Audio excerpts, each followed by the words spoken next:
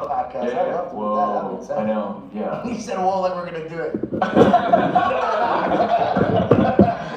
I'm the type of guy that's like, I'll meet him when I know for sure. Amazing. I see like sometimes these videos come up on my Explore feed, and it's these, people who used to be satanic worshipers, and they talk about how, they used to see this veil around Christians that were protected by God where they couldn't touch them. Yeah. And then they were wondering what that was, and that they would feel this like love from God, and then that's how they broke out from being satanic worshipers. Yeah, a young lady asked me the other day, she said, you ever get worried that the devil's going to attack you when you're doing things for God? And the best way I put it to this person, I said, the dark can't attack light. It doesn't happen. Dark cannot outweigh light. So it's not like dark attacks light. It can't. It will eviscerate. It doesn't exist in the presence of light. Yeah. So I don't worry about what darkness is doing because it can't even be in the place of where I worship. That's right. If that makes any sense. Yeah. That's so cool, bro. Wow. That was a really cool story. Thanks. Thanks for sharing. That's an awesome Wauw, die story. steeds nog een lang voor het was iets later. But so actually, let me ask you this, because you listen to the Lord, you let Him run you out of gas. How are you when it comes to worrying about your loved ones, right? Because I think sometimes, we get worried for each other. Like, George worries for my safety, or worries that I hope she's going to be okay, right? And he wants to make sure I'm okay. So do you have that same kind of like faith and trust when it comes to letting your wife go, or your kid go, or your parents? Yeah. I wouldn't, if I'm in downtown, whatever, I'm not going to be like, hey, Grace, go do your thing by yourself, right? Trust the Lord. Yeah. I'm scared, right? You got this. Yeah. You're good. You're fine. Yeah. My mom used to say, God gave you common sense, use it. Yeah, exactly. There is a common sense thing, but I really don't worry about them, just because I believe that God is like, He has His plan. It's like, I've just seen Him come through too many times, so. Is she the same way as you are when it comes to Security? Yeah, like just No. living. What's it No, she's like? like, lock the bedroom, lock the door, go check every door, yeah. That's how Yeah. I trust the Lord too, but like sometimes when I'm laying in bed, like, did the Lord put it in my heart to go check every closet in the house? I think it may even be like, 1,000 years ago, like, your ancestors were the ones that were like, watching guard. Like, someone's got to do it, right? I'm good with this, man. I know you got to get home. Are you sleeping in your house today? Because you were. Yeah, we'll make it back to the home. That's really cool. Yes, sir. Dude, this was an awesome podcast. Thank you so much for saying all this and hanging out with us, bro. Thank you so much. Thank you. This is awesome. Thank you.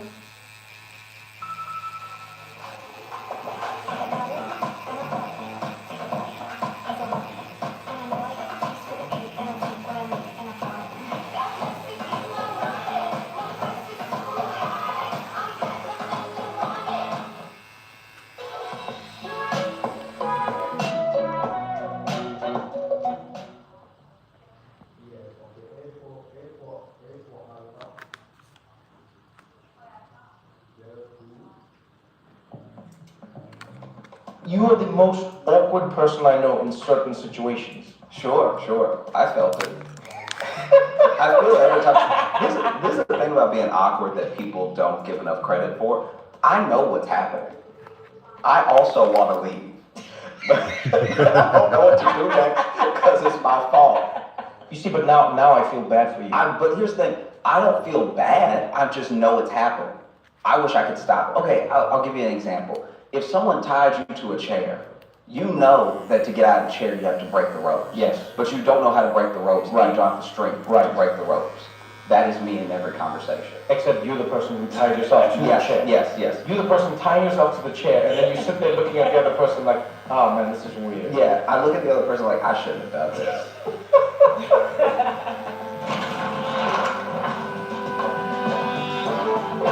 Hey, what's going on, everybody? Welcome to another episode of What Now, the podcast where we talk about all the conversations that are invading your brain. Yeah, that's how I see them. They're invading your brain. This week, we're chatting about rocks. The rocks flying in space, the rocks under your feet, and the rock who is no longer involved in politics. Now, the only thing I enjoy more than having conversations is having them with some of my favorite people. And this week, I'm joined, as usual, by my good friend, Christiana, all the way from Los Angeles. Yes, she is a mom, she is a thinker, and she's a person with a voice, once again. And what a treat. I'm joined by the one and only Josh Johnson, comedian and human being in the same space. Touch my blood. That's what we say in Africa. Touch my blood. Yeah, you like that? That's way harder than shake my hand. Yeah, touch my blood. I love that. That's what that is. Yeah, we started doing that when AIDS was spreading like really, it was like a big thing. Too late, you touched it. Yeah. Welcome to the podcast.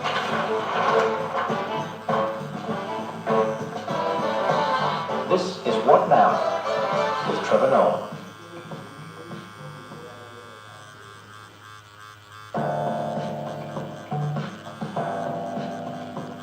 Happy podcast day, everybody. Happy podcast day, man. Happy podcast day. I've missed you, Christiana. It feels like it has been forever since I've seen you. I missed you, Josh, and I missed you, Trevor. I'm glad I have a voice again. Yeah. It feels good to be able to speak. Someone asked me if it was a gimmick or a gag. I don't know what people think. Someone asked me this. They were. I was in an airport and someone came up to me and they were like, "I love the podcast so much," and they're like, "I have a girl crush on Christiana. Please tell her." And they're like, "But I just didn't understand. It was is the voice thing real? What was that about?" And I was like, "What do you mean? Is it real? What? Please explain." Sometimes I don't think people understand comedy. Yeah. Because please explain to me what you think the premise of this joke would be. That we would say Christiana doesn't have a voice, and then there's no payoff. Yeah. Then she's just back one day. And then she's just back. Yeah. Christiana, how's the family? How's everything going? I'm having a bit of a. They're good. The headline is the family's good. I should always leave with that. You're so African when you do that. No, can I tell you, that's the most African thing that you'll do, which reminds me of everybody from home. You'll ask them a question about life or anything. They start telling you the truth, and they catch themselves, and then they'll be like, so they'll be like, "How's everything?" You're like, "Ah, man, things. You know what? I'm blessed. Let me start by saying I'm blessed." This is yes. This is literally what the most African thing. I know. It's also I like- know. It's such a deep Southern thing too, because just like when you're in the South, like I was just in Raleigh, Yeah. when you talk to anybody, they'll start telling you about their day earnestly, and then they feel like they're wiretapped by God. Because then they'll start telling you about their day, and they'll be like, "But God is good though." But let's not forget that God is good, okay? So I know I got hit by a car today, but ooh, God is good. I just got hit by 2 cars. It does feel like that. It really does feel like that. God is good. He is good. He's always good. He's all the time, all the time. And now that we're on a secure line, tell me your real story. My real story is this. Okay, so I have a almost 10-month-old named Luna, wonderful little girl, but she's doing things differently to Obi did. Like Obi had teeth at 3 months. Luna has no teeth. She refuses to crawl. She sat up a bit later, and you know me, I'm like, I want her to be a doctor or a lawyer, so she should be walking in my books. So we keep bringing it up with the pediatrician. The pediatrician, she's fine, but take her somewhere just to check. And of course we're going to take her. And today we found that she is fine, she's just lazy. So she needs physical therapy to get over the laziness. The ability is there, but the desire is not. Which is a worry, because she's supposed to be a doctor. Wait. Sounds to me like she's not lazy. Sounds like she's a genius. Yeah, it sounds to me like she's not going to be a doctor or a lawyer. She's going to be the president. Either the president or she's going to create a tech company that has no value but sell it for like $2 billion, which is, I'm fine with that. That's a good outcome. Yeah, if I was a parent and they told me that my child has figured out that they don't need to crawl.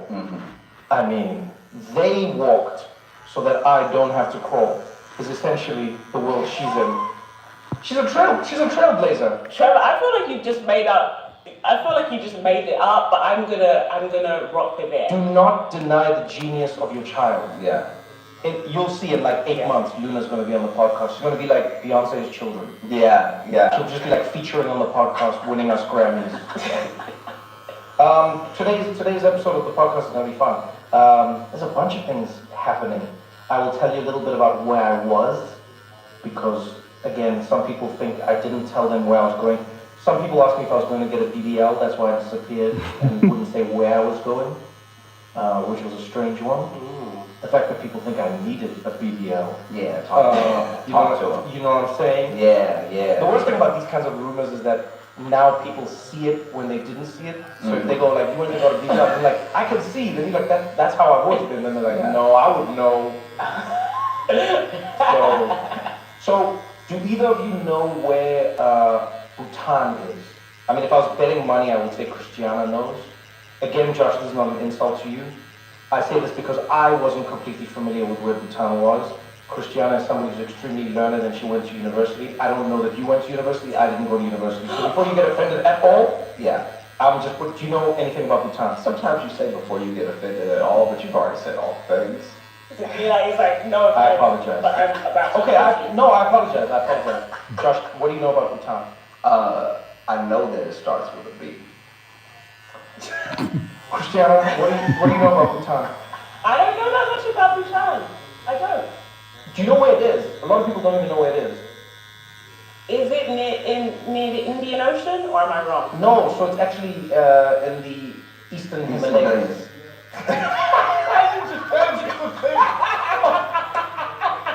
Oh man, you just took me back to my childhood.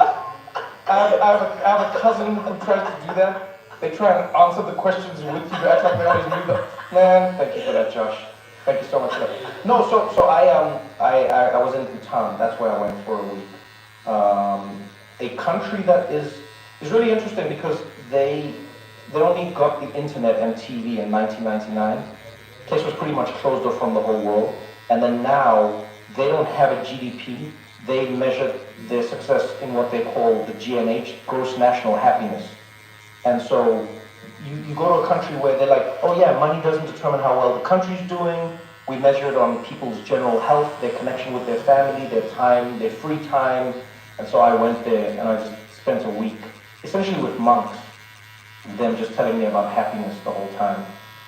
And was it like, when you were talking to them, was it an inspiring experience, or were you like, or were they? No, were they so fun monks? can I?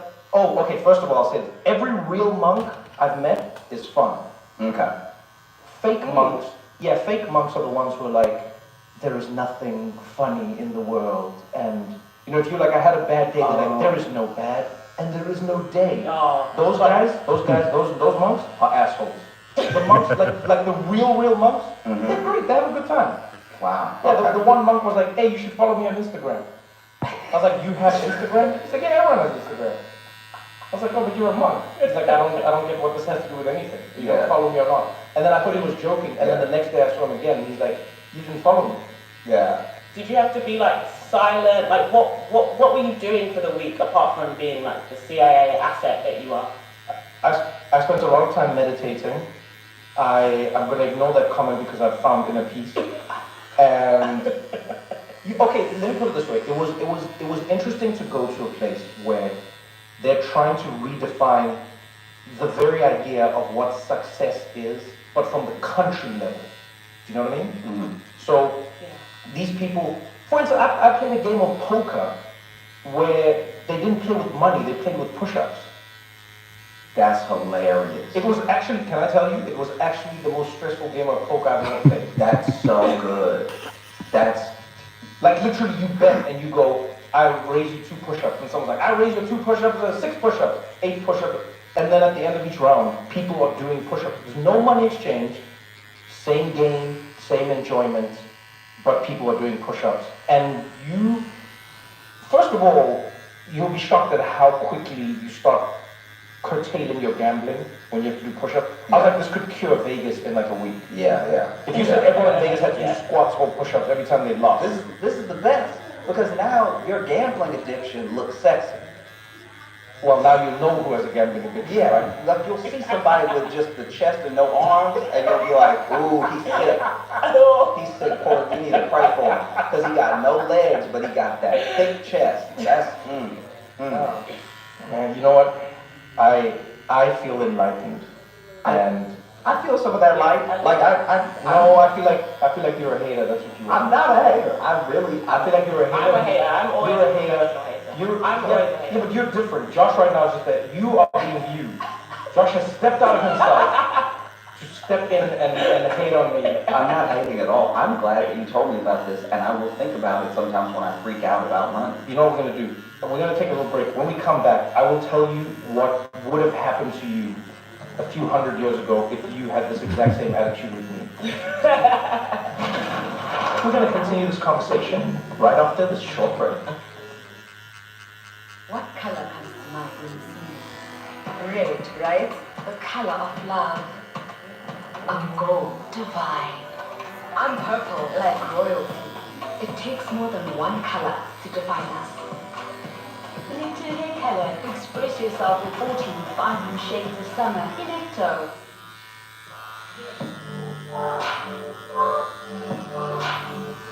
Invoice maker app.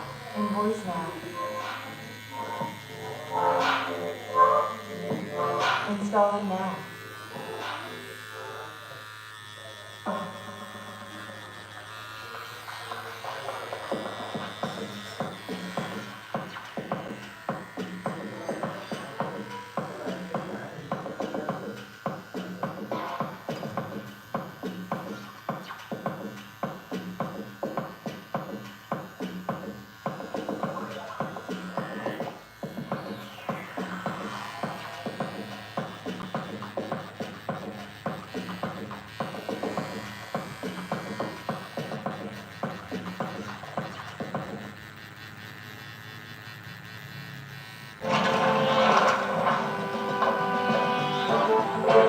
When was the last time either of you watched or saw an eclipse?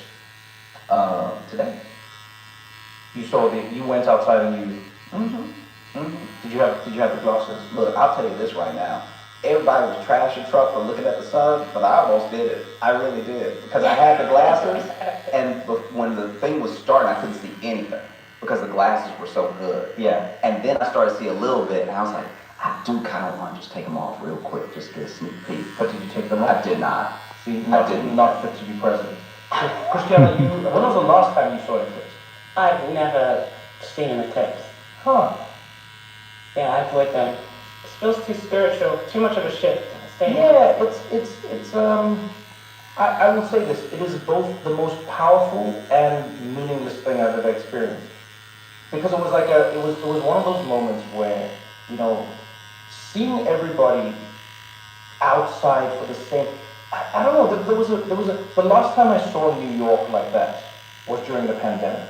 Mm-hmm. And so in an emotional way, it was really wonderful to see everybody outside for something that wasn't morose, something that wasn't sad, something that, it was just people gathered together to look at the sky turn dark for a moment. Yeah. And enjoy, like everyone, I mean like construction workers, high school kids, literally I was riding a bicycle through New York, watching it the whole day, and everyone was just standing on the side of the road with, I don't know where they all got them all, by the way. That I will say is like weird. Everyone in New York had eclipse glasses, and I don't know where they got them from. I don't know where I got mine. It's very suspicious. I think a lot of people are going to have some long-term vision problems because nobody knows where they got their glasses. But I started reading up on everything that the eclipse has meant for humankind. It's amazing. Like you say, like wars. There was a war that was spoken about like back in the day. I think it was the ancient Greeks, and they basically had a truce. Because they were just like, yeah, man, even the moon and sun don't want us to fight. And then they just stopped fighting. That's beautiful. Yeah. That is so beautiful. And then to you earlier when you were trashing me with my poker push-ups, if this happened back then, Yeah. I could have killed you during an eclipse. And no one would have said anything, Josh. Why would they have said anything? Because it would have happened during an eclipse. An eclipse is what, like, so that's the thing I learned. The eclipse was the perfect time to end other people. Because during that period, you could say you were ending it for the eclipse or because of the eclipse. So if you killed somebody during an eclipse back in the day, and then people are like, what did you do? And you're like, yo, the demon Beelzebub took over when the sun was gone. Okay. And then you say to people, I would never, you know me. Come on, man, you know me. Have I ever killed anyone? Yeah, if you killed me over a comment about poker push-ups, you were waiting to kill me. Like the eclipse had nothing to do with it. Yeah. Josh, please. If you haul off and choke me now, ooh, you've been waiting. No, maybe. No. I don't know. I just liked it. I was sad that not everyone got to experience it everywhere in the world because it was just like a moment over the East Coast. Yeah. Texas, sort of like the east of. They also didn't all look the same. Did you see that? Like the eclipse in Mexico was a little redder than ours. That's racist, Josh. That's racist. And I cannot believe, Josh. I cannot believe Josh said it, that you would take this moment. You would use the eclipse, Josh, to further your ideas of superiority and supremacy. Josh just said, y'all ever notice how the Mexican eclipse looks a little red? Wow, Josh. I said red or not. Wow. I didn't say Josh Johnson. I didn't say darker. Wow. I said redder. Josh Johnson. I'm just throwing it out there that Wow. everyone doesn't have the same eclipse experience. Why? Because the eclipse in Mexico doesn't have a job? Is that what you're saying, Josh? I did not say that at What all. are you saying, Josh? I was just saying that I think it's beautiful that all over the world, just because you're here, this New York eclipse is not the same eclipse as another eclipse and another eclipse. Some of us, Josh, we don't see colors in eclipse. Yeah, because it's blacked out. I didn't even see that it was black. One of the worst stories, and also one of the best stories, I will preface, because it's interesting, was Christopher Columbus, right? He got to the Caribbean, him and his men landed on the shore. The people at the time, like, we'll say Jamaicans for now, like, you know what I mean? The Jamaicans were like, yo, what are you doing here? And he was like, well, we're coming here to do our thing, and they were like, no. And they had a huge fight, and there was a bit of a war, and they were winning. And then Christopher Columbus remembered that the eclipse was about to show up in like a few days. And then he said to the Jamaicans, he's like, my God will punish all of you for what you have done if you don't repent. And the Jamaicans were like, what are you talking about? And then the eclipse happened, and the Jamaicans were like, damn, God is on his side. Yeah. And the rest is history. I mean, I would do something similar just because if you go back to medieval times, the only people who could read were also people in the church. So then a lot of science also came from the church. So there were people dabbling in both at the same time. Yeah. And I would be like, ooh, God, man, look at that. He heard you on meet the 10. Because when I taught guys, listen, and I told them how you owe me the 10 and you acting all big and bad, you don't want to pay me back because you're bigger than me. You're using eclipse for $10, Josh? Shillings. Okay, Probably. my bad. Yeah. I didn't know this. During an eclipse, animals don't know what's happening, right? For the most part. Nocturnal creatures have woken up because they think it's nighttime. Birds shut up during... This happened for real in New York, by the way. I was in a park, birds were chirping, and then silence. Doesn't that creep you guys out? It is creepy. I get so spooked out by it. That's why I stayed in my room. I don't want to be around it. I just want to pretend it's not happening. What are you spooked out by? I was raised by, Africans who believe that Christ rose from the dead in 3 days. So I just like, Which my he did. sense of reality Which he is did. not like everyone I'm else. going to heaven. Right, I don't know so- about y'all, but...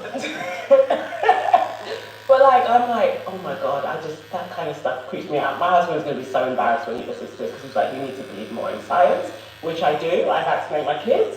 However, eclipses creep me out. Like, you being like, the birds stop chirping. They do. Yeah, they do. And animals come out of certain areas. I'm like, nature is far more powerful than I want it to be. I hate nature. That's the issue. You know, when you talk about it being scary or any of these things, in South Africa right now, there's an ant, I want to say epidemic. If you leave anything anywhere, you've never seen this many ants in your life, ever. And when I went home recently, I experienced this firsthand. It's like Gilligan's Island type ants. Like they will lift you up and they will move you around. I'm not even joking. You've never ever seen this many ants in your life, right? So everyone in South Africa has been going, why are there so many ants? What's happening? Where are the ants coming from? It seems like the devil. Something's going crazy. You know what I mean? And then like around the world, there's been all these stories of like either animals acting strange or tides being different. Or then you had the earthquake, right, in Taiwan, and people were like, oh yeah, this earthquake's cut to New York, had like a 4 point something earthquake, and people didn't even know which way to go. Do you run up? Do you run down? Do you run? Yeah. Like in LA, because like if you're in California, they tell you what to do when there's an earthquake because they're earthquake ready. In New York, people just we built buildings high, all cocky. yeah, but some people are saying that the world might be ending, and I don't know. I mean, I really hope not, because things just started to go well for me. I need at least 4 or 5 more years of Earth, and let me see where I take this thing. You one of those people. If the world was ending and you knew for a fact it was ending in a week, would you do anything different in your life? I would probably go to England. That would be it. But only for a couple of days and then I'd come back. England is kind of like Oliver Twisty right now, so I wouldn't want to be there. Wait. You're gonna go there for a few days? The world is ending in a week? Yeah, I'd go there for a few days and then keep living my life the way I've been living it. Wow. Because I feel like I'm living the life I'm supposed to. Do you know what I mean? I'm raising my kids. Yeah. I'm doing work. Wait. You would still go to work? You would still go to work if they told you the world was ending in a week? I like writing. I actually like my job, Trevor. No. That's not what I'm with you. I think if I thought the world was ending in a week, right, I would go, my girlfriend and I would go see my mom, right? I'd go hang out with my mom, I'd do a show in Atlanta. Then I would take Sally and my mom to Botan, and I would play poker for push-ups until my arms fell off, really. Like, I might have I don't know if I envy you or if I feel sorry for both of you. The world is ending in a week. There is no one you would cuss out. There is no thing. But I cuss people out anyway, Trevor. When you look like me and you just say how you feel, I'm cussing people out. Okay, that's different. I'm YOLO about cussing people out. I'd also buy a sword. Now this is what I'm talking about. Yeah. What kind of sword? What type of sword? We are talking a full-on saber. What are you doing with them? I'm just walking around with them, letting people know what's up. Trevor, what would you do? Yeah. If there was a week left, okay, there's a few things I would do. I would take crack. I would take heroin. Crack? Yeah. That's wow. Take crack. What do you mean? Sounds like somebody that's never done crack. I've never done no, that's the most CIA thing you've ever said. I would take crack. I would take crack. This is, I feel like you What do you do? You smoke crack. I can't believe, you sound like the most wired up person right now. I would take crack. You smoke crack? Yes, How's you that smoke different crack. from taking crack? Because you don't, imagine if I was like, I'm about to partake in some alcohol. It sounds... Josh, that's what you say every weekend when we go out. What are you talking about? No, I've never said that. What are you talking about? Take crack. You said I will unleash myself upon other people. If I took you somewhere right now, if I took you where I grew up, right? So we go to like the Sonia quarters of Alexandria, Louisiana, right? And if you say to the dealer, I'd like to take crack, we will be shot. Give your family 24-hour longer lasting protection with Protect.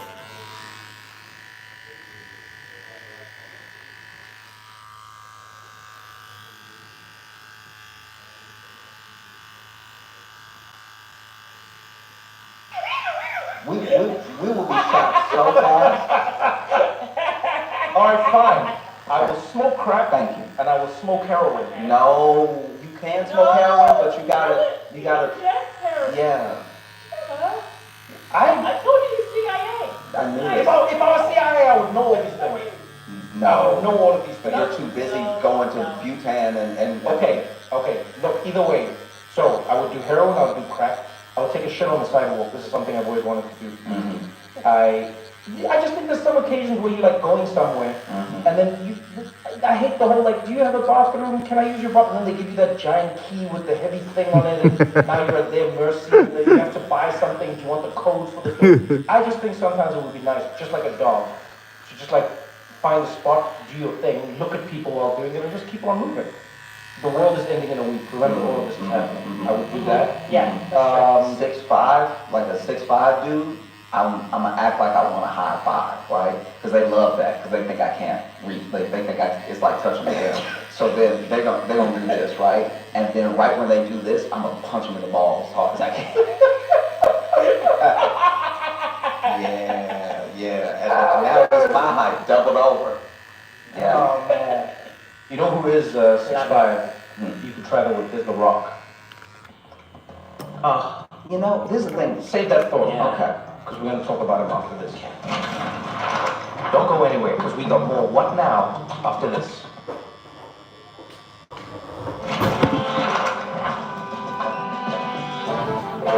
So, if you haven't followed the story and you somehow managed to avoid it, so Dwayne "The Rock" Johnson made a special appearance at WrestleMania. He came back to compete.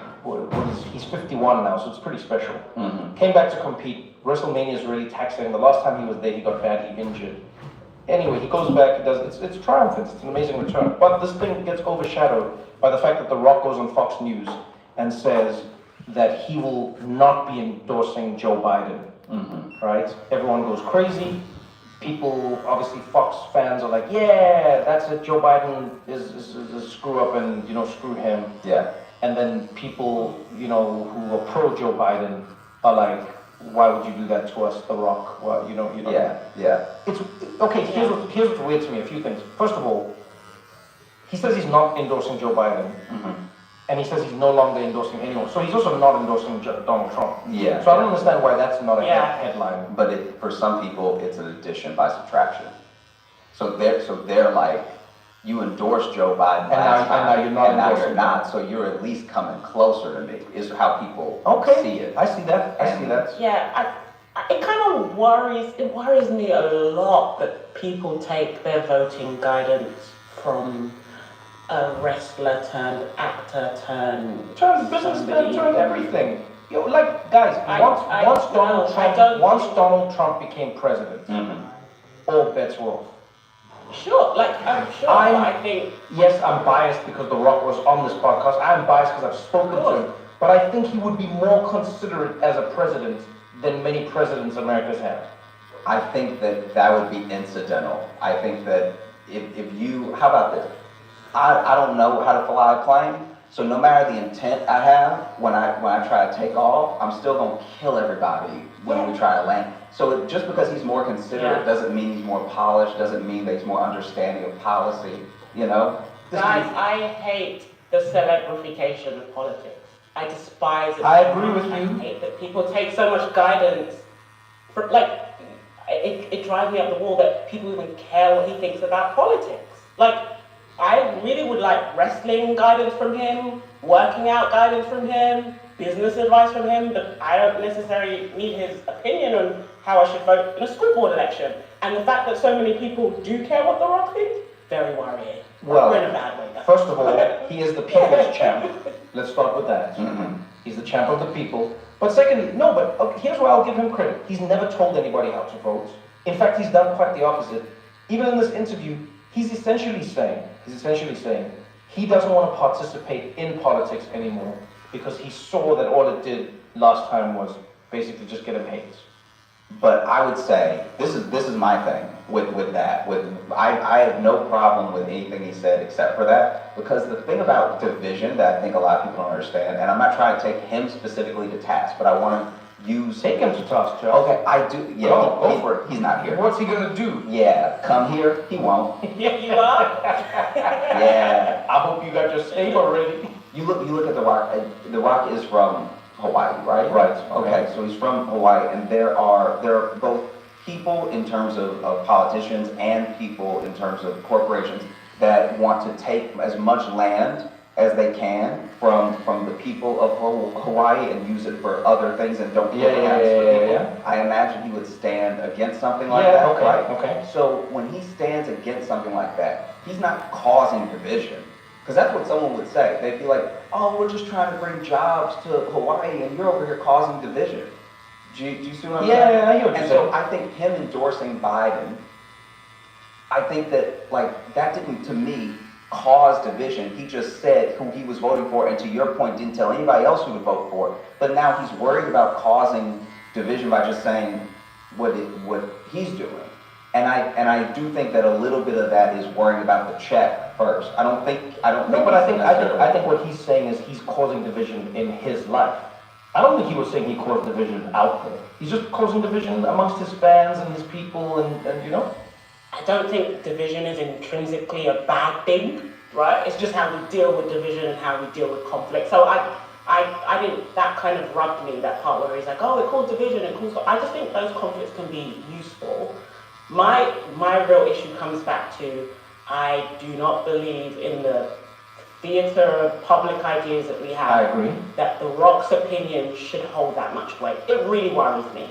Because there are, like, for instance, if you are a mother that you send your kids to your local public school, if you're in an area that's deprived and you're dealing with bad roads and bad schools and, you know, bad housing, we don't care what those people think. And those people have opinions about who their elected officials should be, right? And I think we listen to the wrong people in this country. And it's not just unique to the US. Around the world, there's become this celebrification of who I want to take my political opinions from an influencer on Instagram. Yes. I don't care what that Instagram thinks about some sort of conflict. What the hell do you know? Why do you have to public? You know what I mean? I think we just demand this. I feel actually bad for The Rock that we demand this of him to endorse somebody. I agree with that, because actually. I don't think he knows any I- better than anyone. And that's what kind of annoys me. I don't actually care who he votes for. I care that we demand somebody like that to actually say what they feel politically, because I don't think they're any more sophisticated than your average person, and maybe we should listen to experts. Well, that maybe be a good thing. I also think, and maybe this was taken, or this was inspired a little bit by the eclipse. I do feel like maybe, just maybe, we should consider the possibility that it is better for some things in society to remain impartial slash, you know, non-party affiliated slash. I think it might be nice for the world to just go, The Rock is just The Rock. Whether Yeah. you're a Republican or a Democrat, Yeah. The Rock is just The Rock. Maybe it's nice to just, you know, share these things as people and not have, because to your point, Christian, if we don't want or think that these people should have an outsized influence in how people vote or don't vote, then maybe there's some merit to them just being the thing that brings people together. Like, imagine if during the eclipse, at the peak of the eclipse, all of a sudden the eclipse was like, vote Trump. Yeah. First of all, I'm voting Trump. I'm just going to let you all know that it's happening. Yeah. No, the eclipse said it. Yeah. And now, as Trevor, there's a part of me that'll be like, what does the sun know about American politics? Yeah. So I'm on the other side. I'm actually on the, I believe the inverse. I don't think we need to depoliticize any celebrity. I don't think you need to depoliticize yourself. I think people need to accept that we're more than it gets complicated. That you can really like The Rock. It's hard. As an actor. It's hard. But you can like him as an actor. It's hard. As a father and his work. But you may not like his politics. Because it's just like, that's what it is. There are people who I know, like, politically, I really agree with them. But I think they're kind of bad people. I don't like them. I agree. I agree. Even though their politics, on paper, we agree completely. But I'm like, I actually don't think you're a decent human being. And I think we need to be able to allow for that in a society where we're like, okay, The Rock votes for so-and-so. Does it change how I feel about his work?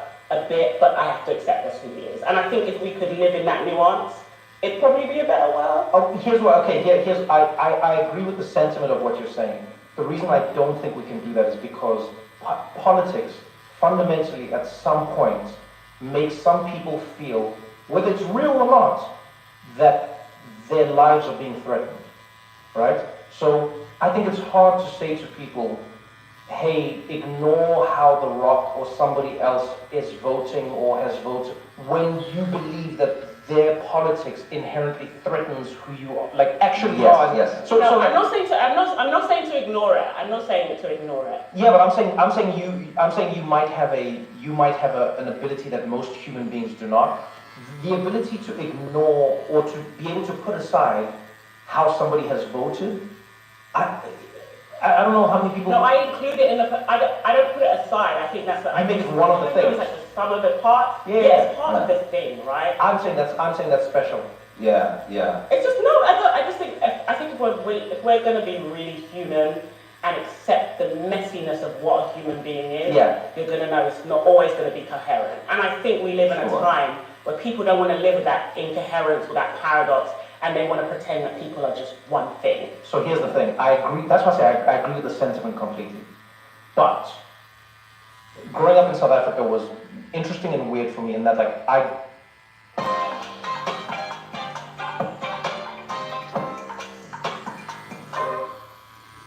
Cold and flu symptoms catching up to you?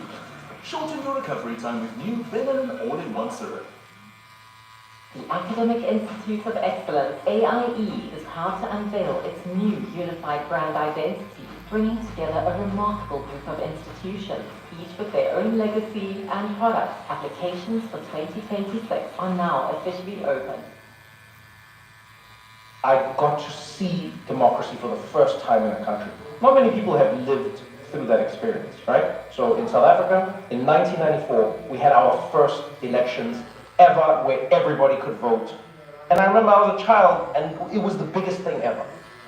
Lines that, I mean, like, it looked like the whole of South Africa was going to a Taylor Swift concert, let's put it that way, right?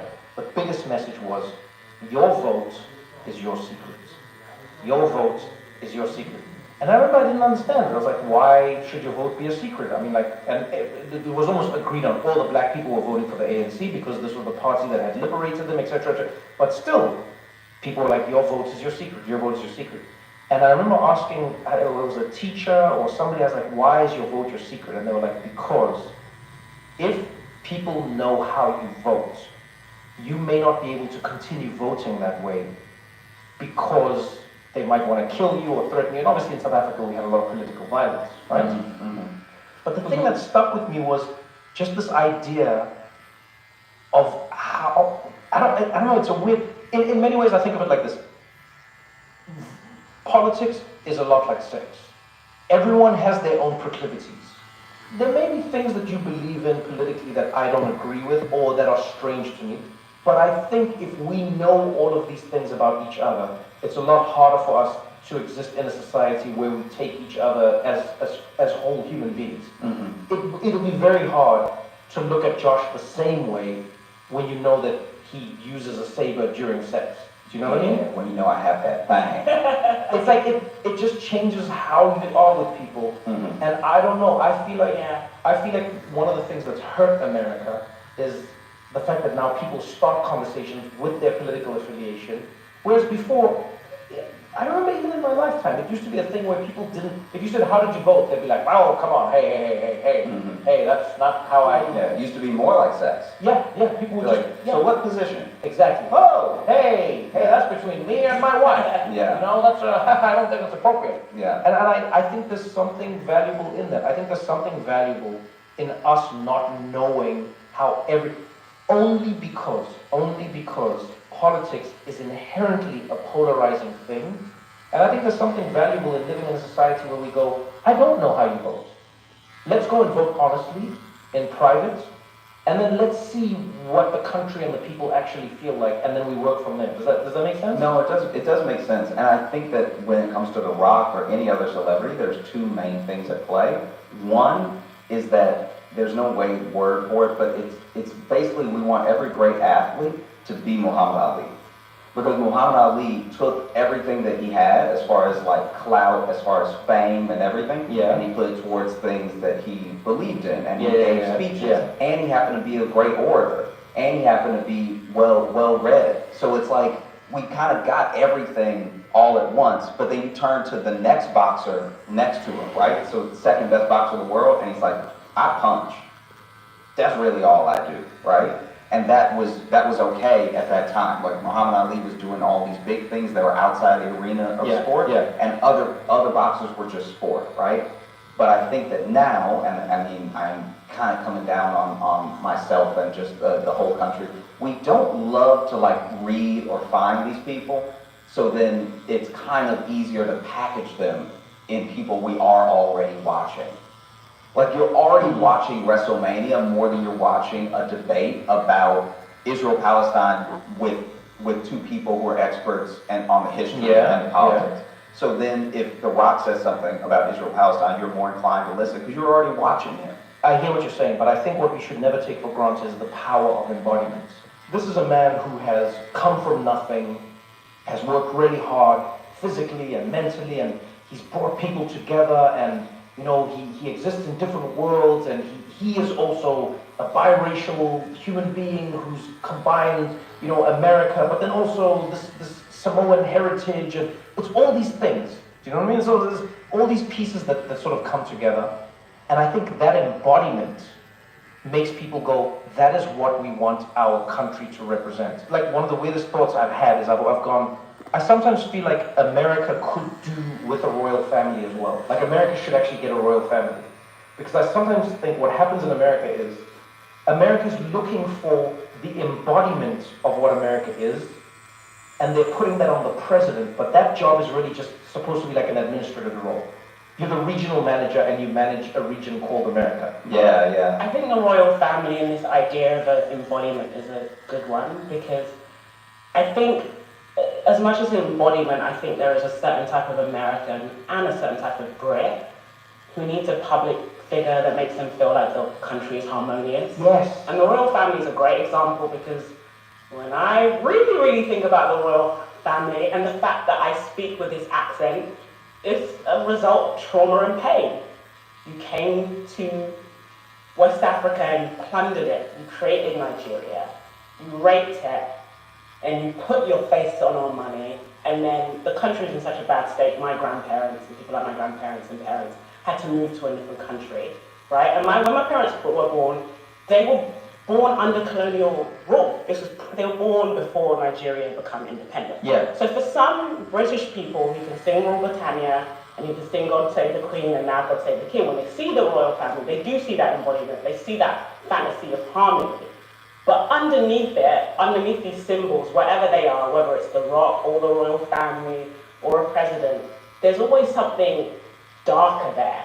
Even the Rock, he may not show us his darkness, but there is an inherent conflict in him, but people want this fantasy of embodiment and harmony. And I think The Rock is actually the perfect example, because him saying, do you know what, I'm going to shut up, that does embody what a lot of America is doing right now, where they're like, I'm just going to keep what I really think to myself, rather than be able to live in the discomfort and have the messy conversations. Okay, so let me ask you both that question then. Do you think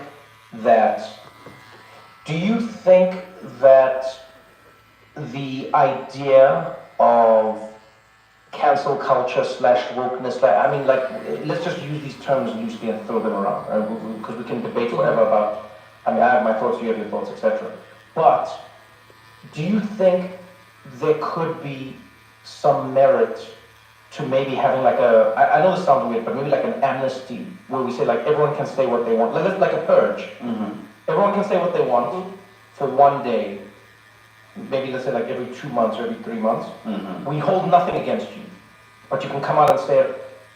And because then maybe there's a release valve, because it seems like people might vote a lot louder than they speak, and that could be causing a bit of a problem because it surprises you when it happens. Okay, I'll pitch you that thing already exists and exists all the time, and it goes by anonymity on the internet. I think that people are consistently voicing everything that they think behind an avatar. I don't think that there's this story that we tell ourselves so we don't have to feel as bad later, that the internet got us all riled up and made us do whatever to this person as far as cancellation. Yeah. I think that by and large, everyone already felt that way, and then they just let it out. So I agree and I disagree.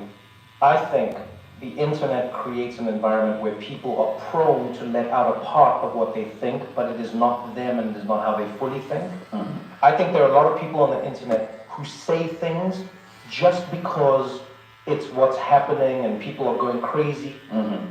There is a part of you that is caught up in the moment that isn't a representation of all of you. Whether it's a collective fear, whether it's a collective anger, whether it's a collective joy. Yeah. Sometimes 100,000 people are storming and they're terrified, and you're there and you're like, I'm also terrified, but you weren't really as afraid as maybe you would have been on your own. Does that make sense? Yes. And I think what the internet has done is it's created an environment where people express a part of themselves that is welcomed by the group and the mob. And then what happens is, because of the internet and because of the platform and the way it looks, we are only exposed to that in a collective. Yeah. Half the people who are like racist on the internet, and I know this is a strong thing to say, I think half of those people aren't even like real life racist. Like, they just found a place where they can go out and say something that will hurt someone, and then they sort of get to put it away. I'm in between both of you, actually. Yeah. I think there's something to Josh saying that the internet brings stuff out of you. I think, Trevor, to your like thought experiment of that day where you can say whatever you want, it's actually very hard in person to say something really degrading to a stranger. Even if you're going to say a bad thing, you're not going to say the worst thing as you would online. I agree with you. And I think there is something to like that in between phase of like radical honesty, but when you do it in person, I think you're more careful. Because then you're just seeing a person's physical reaction. And like most people aren't sociopaths. If you see that you've said something that hurt someone, you're going to react to it and it changes the whole interaction. Whereas when you're online and you're just being super rude and it's your lower self, you don't actually have to see the person on the other side of the screen. So to merge your ideas, I think there should be a day where we can be radically transparent and honest about our politics. But you have to do it across from the table with someone. Oh, I like and this. sit in their reaction. And from there, that's where it gets interesting. Everybody should say how they really feel in punching distance. I like this. We should create this. We create a safe environment where let's start with once a year. Yeah. Pilot program. Yeah. We bring everybody together. So we bring those people to the Rock, face to face, and we're like, here he is. Here is Dwayne. Speak to him. Tell him how you feel about him and his politics and his endorsements. Mr. Rock. Mr. Rock, I may have said some things in the past that You just put people face to face, and then we see what happens. yeah. Everyone, say what you're gonna say to people's faces. Online, let's just be nice. Yeah. And if you see The Rock and you want to tell him some shit, make sure that you're within punching distance. Yeah. Absolutely. And his punching distance is quite far, so I will probably cheat and take an extra step back. Well, it was fun chatting to you guys. Yeah, great to see you, man. I want to go to Bhutan now, Trevor. I'm jealous. I want to go to the monastery and meet them. They don't allow women. All right, well, it's been fun chatting to you all. Let's have a fantastic time this week. Bury the lead, No, I'm joking. I just wanted to throw a grenade into your world before I said goodbye. I was just like, what is the one thing I could say to you that would spoil this image? Yeah. You know me too well. You know me too well.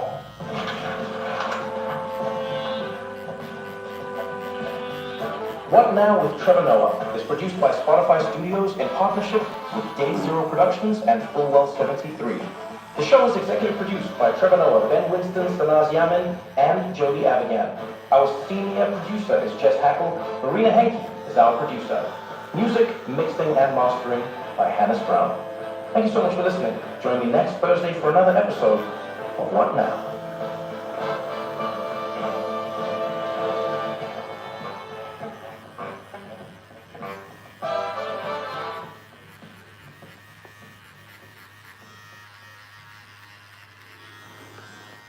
What color comes to mind when you see me? Red, right? The color of love. I'm gold, divine. I'm purple, like royalty. It takes more than one color to define us.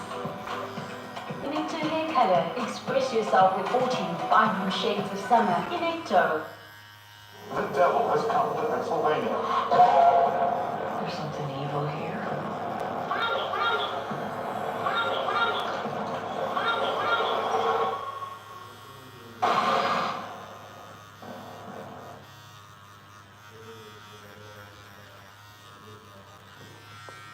Kijk je horror movies, Karen? Like you. Don't feel like it.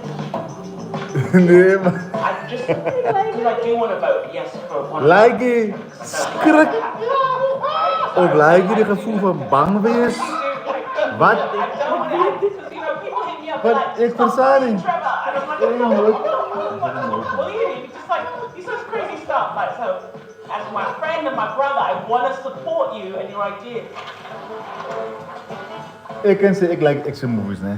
Van ik like die, zoals, niet action, amper dat van mystery, puzzle, zingen. Zo, die horen, ik heb nog het nog wel lekker gezien, man. Ik like is krukkie. Nogal zoveel onnodig goed. En het amper verliefd om wat om te verwachten. Yo, je krijgt sommige horror movies wat nice, wat die horror is, zie. Maar dan krijg je nou wat erg is. Not wanting me to be a dictator, but they were like, yeah, that sounds like a cool idea. So I want to take power from them. It just was the way it was. Okay. And yeah, I always think of what I would do to make my world perfect. And that's why I feel Ik denk ik zal per ongeluk, als ik op afkom, per ongeluk zien wie ze horen die niet. Dan zal ik gewoon kijken, ja. Zo, die mensen wat de mensen doodmaken. Ja, alles is alright. Maar nou verander je een snaakse ding hier zo.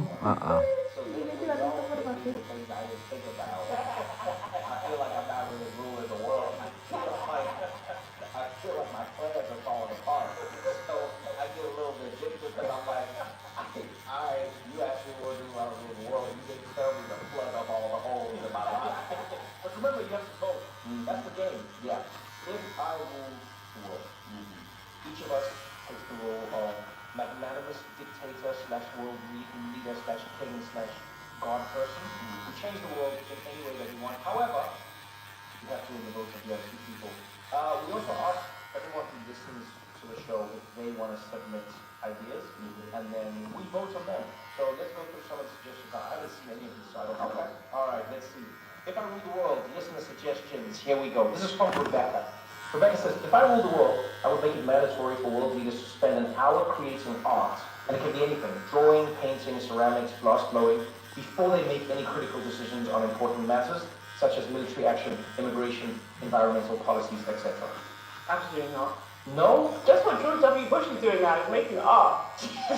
That means some really dark stuff is going down if you have to make art. But I feel like he's doing it in reverse. He already killed all the people, and now he's doing it. Okay, Like, that's true. I think I would vote for this because I think that one of the most humbling things in the world is like doing an art that you don't do and then trying to look like an expert in the same day. You know what I mean? Like if you're like, hey, y'all, we have to invade, but then the people just saw you and they were like, bitch, you can't draw. How you gonna let us get killed and you can't draw? You know what I mean? Like you have this. So it's a failure. Yeah. Okay, I like this. It sounds so yours is in. I am a yes for this. Christiana. No, I You're a no. Yeah, well, I like it, but I'm a no, and I was a yes until Josh said his. I'll tell you why, Rebecca. No, because now I actually agree with Josh. But like, I think men we have like this most sensitive egos. Oh yeah. So if you like fail at the pottery, you might invade a country to show how good you actually are. Oh yeah. So I agree with you, Josh. Actually, Yeah. but I think so it's a no for me. Sorry, Rebecca. Fabian says, if I ruled the world, I would prohibit political careers. Everyone should have an occupation outside of politics. Government positions are a one-time thing and temporary. These positions should be considered a rare occasion to serve the nation. I vote yes immediately. I also vote yes because you really want to go out like an all-star. Yeah, I mean, some of these people start their political career and they're saying all the right stuff, but then you can tell after like 3 years they're like beat down and they're trying to pass the same thing over and over again. You have to. And they get cynical. Yeah, they get cynical, and then 15 years later they're like, so. It's like, what do you mean so? You don't even have to be there. Yeah, no career politics. I agree. Well done, Fabian. You just got 3 yeses. Wow, that's a good one. All right, Senna says, if I ruled the world, I would change the curtains in fitting rooms at stores to something that provides a little more coverage because there always remains a very peek-throughable gap. And those two curtains have never fully met. Huh. This is very specific. This is super specific, Senna. Senna, did someone inspire you? This is wild. I feel like this is a complaint for a department store, not like a suggestion for it's also like if you rule the world. Yeah. Imagine you have all the power in the world and you use it to make the curtains in dressing rooms. Can I tell you right now, this person is having a good life. If they were like, if I ruled the world, I really wouldn't change anything. Except for this one thing. I mean, yes, Yeah. because it's not a big deal. Yeah, I vote yes. I'm not against I don't see Yeah. any. Yeah, honestly, to vote against it low key makes it seem like you like peeking. So I'm also gonna vote yes. All right, so Senna, you got 3 yeses. Julie says, if I ruled the world, I would have government-funded monthly barbecues in every neighborhood. Huh. I don't trust the government to buy my meat. Well, they fund it. It's just funded. Oh, it's funded. So I guess they'll just pay for you can go and buy your meat wherever you I've like. got so many questions, like, do we have to show up to the barbecues? No, it's just Who's doing the government grilling? Who's doing the grilling? There's always someone to do the grilling. The neighborhood I live in, I don't know if I want the people to make me meat. Look, can I tell you right now, this feels like a bureaucratic way to get at the cookout. You know what I mean? You know what I mean? I know infiltration when I see it. Okay? This is some COINTELPRO, Ultra. Yeah. I like the sentiment though, because you're trying to get people together. Yes, Julie's So trying to get people together. I vote yes, because the heart is in the right place. Okay. I also vote yes. The COINTELPRO was a joke. I do think that there's a world where using government funds to build community is what government should be for. Yes, okay, And I like so that. I do like the idea. Okay, I'm gonna go no, because I think people eat too much meat already. All right, Ben comes in and says, if I rule the world, there should be fast lanes and slow lanes on the sidewalk. I'm just gonna go no, because that doesn't work on the highway. People are just gonna walk where they walk anyway. And then who decides what fast is? What is, because you don't have a speed, you don't have a speedometer on you as a person. What is fast? What is slow? I think that fast and slow is dictated by the local community. Like, because then they measured the steps of people in New York versus people in Portland. Yes. And it's like, by and large, all New Yorkers walk faster. Way than all faster. people in Way Portland. faster. So it's like, I think everyone starts to figure it out once you set those lanes up. The real problem is there's actually not enough sidewalk to go around. Because you gotta go this way and this way, and you have to do it fast and slow. I don't know. That's 4 lanes of And sidewalk. then you got someone like screaming at, hey, this is the fast lane, buddy! Like, how fast are you walk? What is, I don't know. I'm sorry, Ben, for me it's a no. It's a no for the getting real able. But then I will tell you though, if you try and make your own fast lane, just walk with your fists out. People get out the way. All right, and then the last one comes from Charles, who says, cars should have more than just a turn signal. There should be a little LED sign where you can send a short message to another driver like, my bad, I didn't mean to cut you off, or your wipers are on, or move over. Wow, Charles, you are setting yourself up for Mad Max levels of fury on the road. Yeah. You're gonna write messages on people's lights. See, I would be like, sometimes I'm in the car, I'm like, oh my god, I like their hairstyle. And I'd love to be able to say it, but they can't hear me. If I could say it on my live, that'd be amazing. You realize people are now catcalling from their cars. Yeah. I think that didn't cross my No, mind. That's what's gonna be guys who are like, I like your hairstyle. Nice hair. I've been following you for a few blocks. Hey, what's your number? I don't see a baby seat back seat. You know, I think it would be a bit rough because they would all have to be pre-planned. So we have to figure out like 4 or 5 messages you can. No, you could have a dynamic one. You could just have like a dot matrix that displays the. You could like say it and it just show it. I just don't think that's a good idea. It's bad enough that we already have, like, I don't. And how would people like read the live? That's what. This is what I'm just saying. This is trouble. I mean, we're getting towards that self-driving, so you're gonna have to do something. I hear you, but it's a no for me. Yes. I mean, probably a no because I don't understand it, but yeah. I feel like that's what people in Congress say every week. Yeah. I'm gonna vote no on this because I don't understand it, I but don't really get it. But yeah. All right. Now for the big rounds.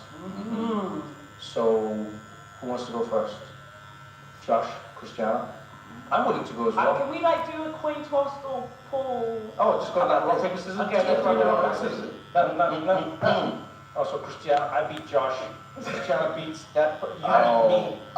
If we're not, there's more. Josh beat me, and you beat Josh. Yeah. So I go first. Okay, fine. Then Oh, Josh okay. second. Okay, let's go. Christiana. Okay. I didn't think I'd lose the game of random. I don't think you lost. Here we are. Okay. If I ruled the world, I would designate mandatory reality TV for everyone over 18 for 1 hour a week. You can pick whichever show you like, but you have to watch a reality TV show. You have to watch it. You have to watch a reality TV show. Okay, now you roped me in. Why?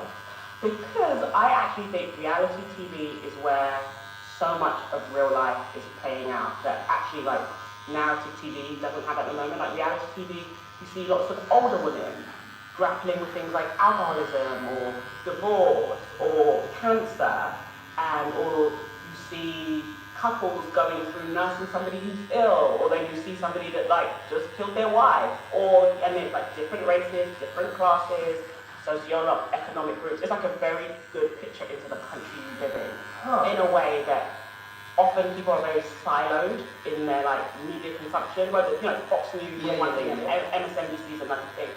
You can watch The Real Housewives of New York, Atlanta, Beverly Hills. You don't know who's a Republican.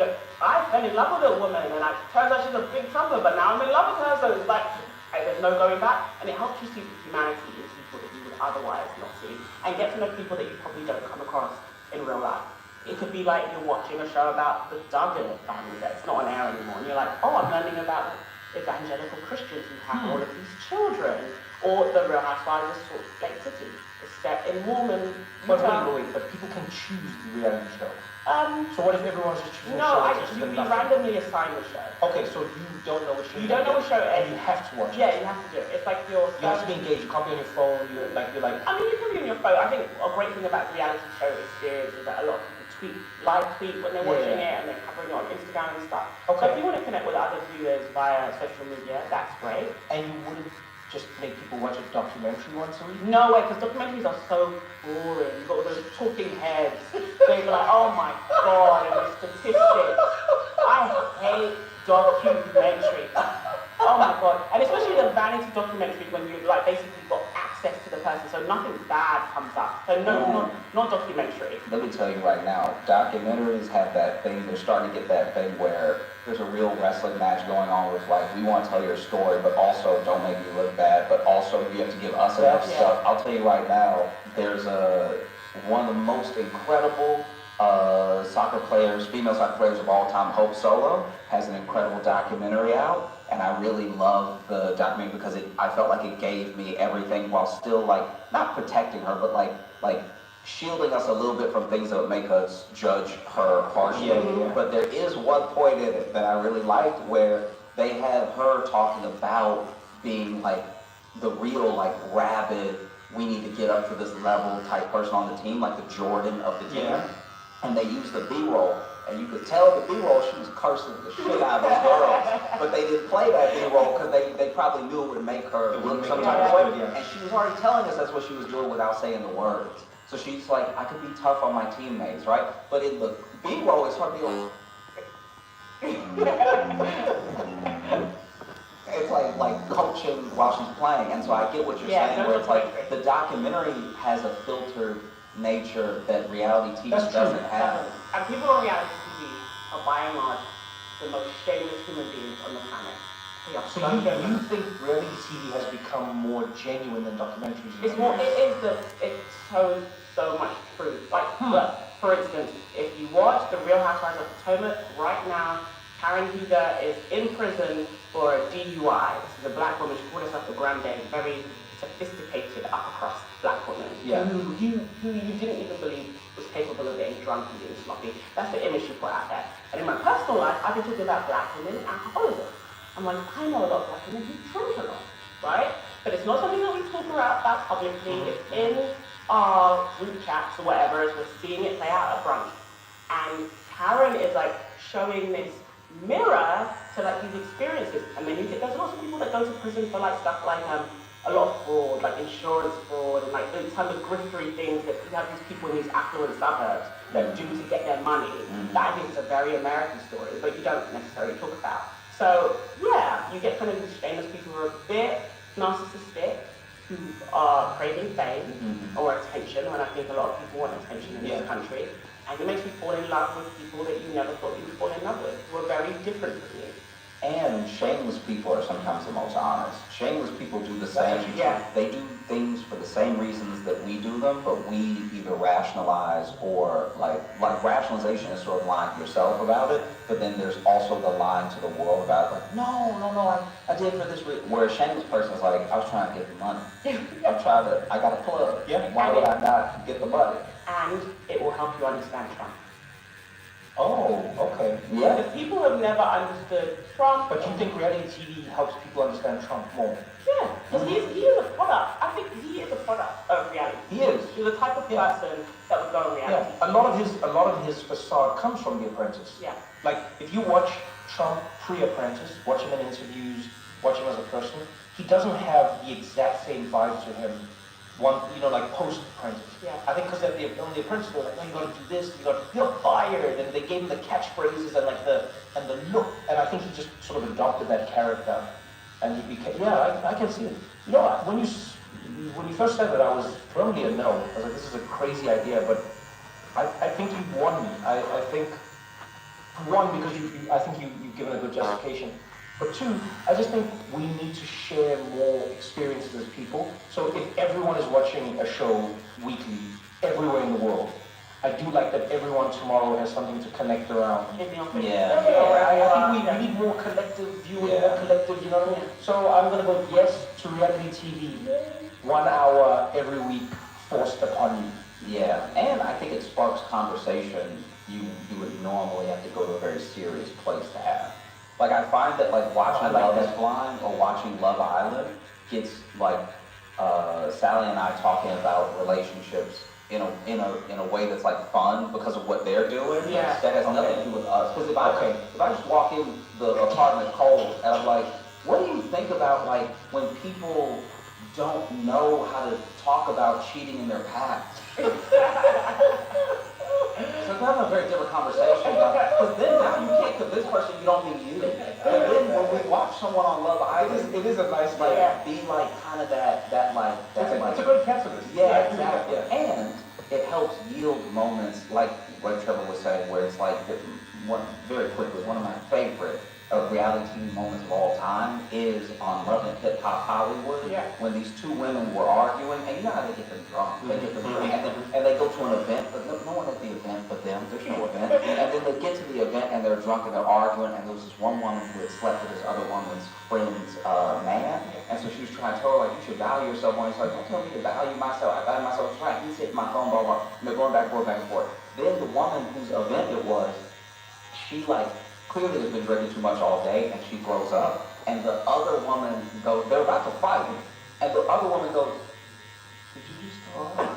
And that is the realest moment I think I've ever seen. Like, forget the cameras for a second, forget everything. Pause everything. Did you just throw up? And like, she almost asked, are you okay? But then the other girl who just threw up was trying to save face. She's like, yeah, you got so much plastic surgery that makes me sick to my stomach, and you made me throw up. She was like, oh, okay, that's what we're doing, all right, fine. But like, that moment, I was like, that's a real person. Yeah. So I go, yes. Yeah, and also I was going to say, I know you both got dress. I should mention 90 Day Fiancé. Fascinating look into immigration. Oh yeah, no, all these, you're not wrong. Really, You're not wrong. It is a crude look into many issues that, as Josh says so eloquently, we wouldn't get into otherwise. I like it. It's a yes. Well done. Guys. Wow. Yeah. Just kicked it off with a double yes. Yeah, wow, that's great. I think this is my first double yes, maybe my second. Yeah, I feel like you're the only person I voted for, though. I feel like I definitely vote against Trevor every time. Everyone votes against him. Yeah, Everyone votes yeah, against him. yeah. We're going to continue this conversation right after this short break.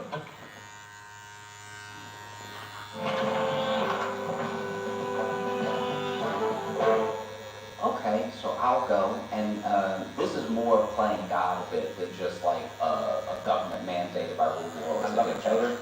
Josh the God. God Josh. If I ruled the world, I would make it actually hurt to be stupid. So like, if somebody, somebody is willfully ignorant, because let me pitch you this, right? Let me pitch you this. Get ready. Because I think you're against it now, and it'll be I'm not I'm gonna let you land. I'm absorbing it. I'm not against you. I'm in shock right now. Because if you are someone who, in spite of everything that you know and everything you've been told, is like, you know what, I'm gonna stick a fork in the socket, and you stick the fork in the socket, it hurts you because your dumb idea ended up getting you hurt. Yeah. It costs you nothing to tell everyone else in the room who is impressionable to put a fork in the socket. Okay. So if you, just by saying and knowing it's wrong, put a fork in the socket, it's essentially Pinocchio but with pain. You know that you're being willfully ignorant. You know that you're lying. you know that, and so I wouldn't put my hand on the lever, I wouldn't be controlling how much, but you would have to have some actual barrier, because it costs people nothing to spread misinformation, and it costs people nothing to like lead people for the sake of manipulation in a way that is like willfully dumb. Do you know what I mean? I don't need people who don't know things yet. So, okay, this is the clarification I think I'm getting. So you're not saying people who quote unquote are stupid. You're not saying that. You don't mean somebody whose aptitude may not be at the level that, no, that's not what you're saying. You're saying if somebody does or says something that they know is stupid, and they're just doing it to either act a fool or drive people in the wrong direction, or... But you know that. Can you give me like more concrete examples? Alex Jones would be in constant pain.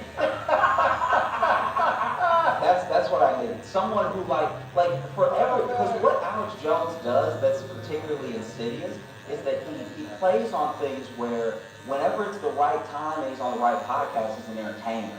And he's somebody who's just like taking the piss out of everything. Even in court, he's taking the piss out of everything. But then when it's just you and Alex, and you, an impressionable person who really feels like downtrodden and you don't know who's to blame or it's your fault or whatever, Alex is taking advantage of those people. He's catering to people who need something to blame that's like physical, and they can get out there and they can like attack that person, which is why you have like Alex Jones fans like spitting on and following and harassing people who are families of victims of school shootings. Right, yeah. But it's like Alex, and look, if he doesn't know, then it actually wouldn't hurt that much. But he knows. He knows what he's doing. And he knows when he's lying. Okay. I used to wonder if Alex was like this crazy person, or if he genuinely is this grifter who knows what he's saying is false. Because the two things that made me feel like, oh no, he knows what he's doing, is any time, on the rare occasions, that he is like right about something, he then uses that to leverage 19 other things that have nothing to do with that thing. That's the right? conspiracy theorist move. Then, when the lawyer for the families who were suing Alex Jones over Sandy Hook, when that lawyer said, you have such an incompetent counsel that they...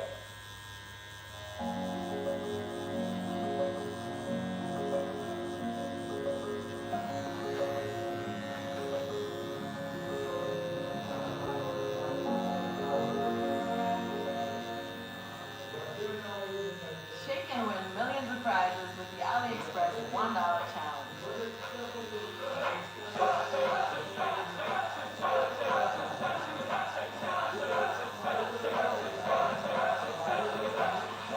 Get unreal deals for just $1.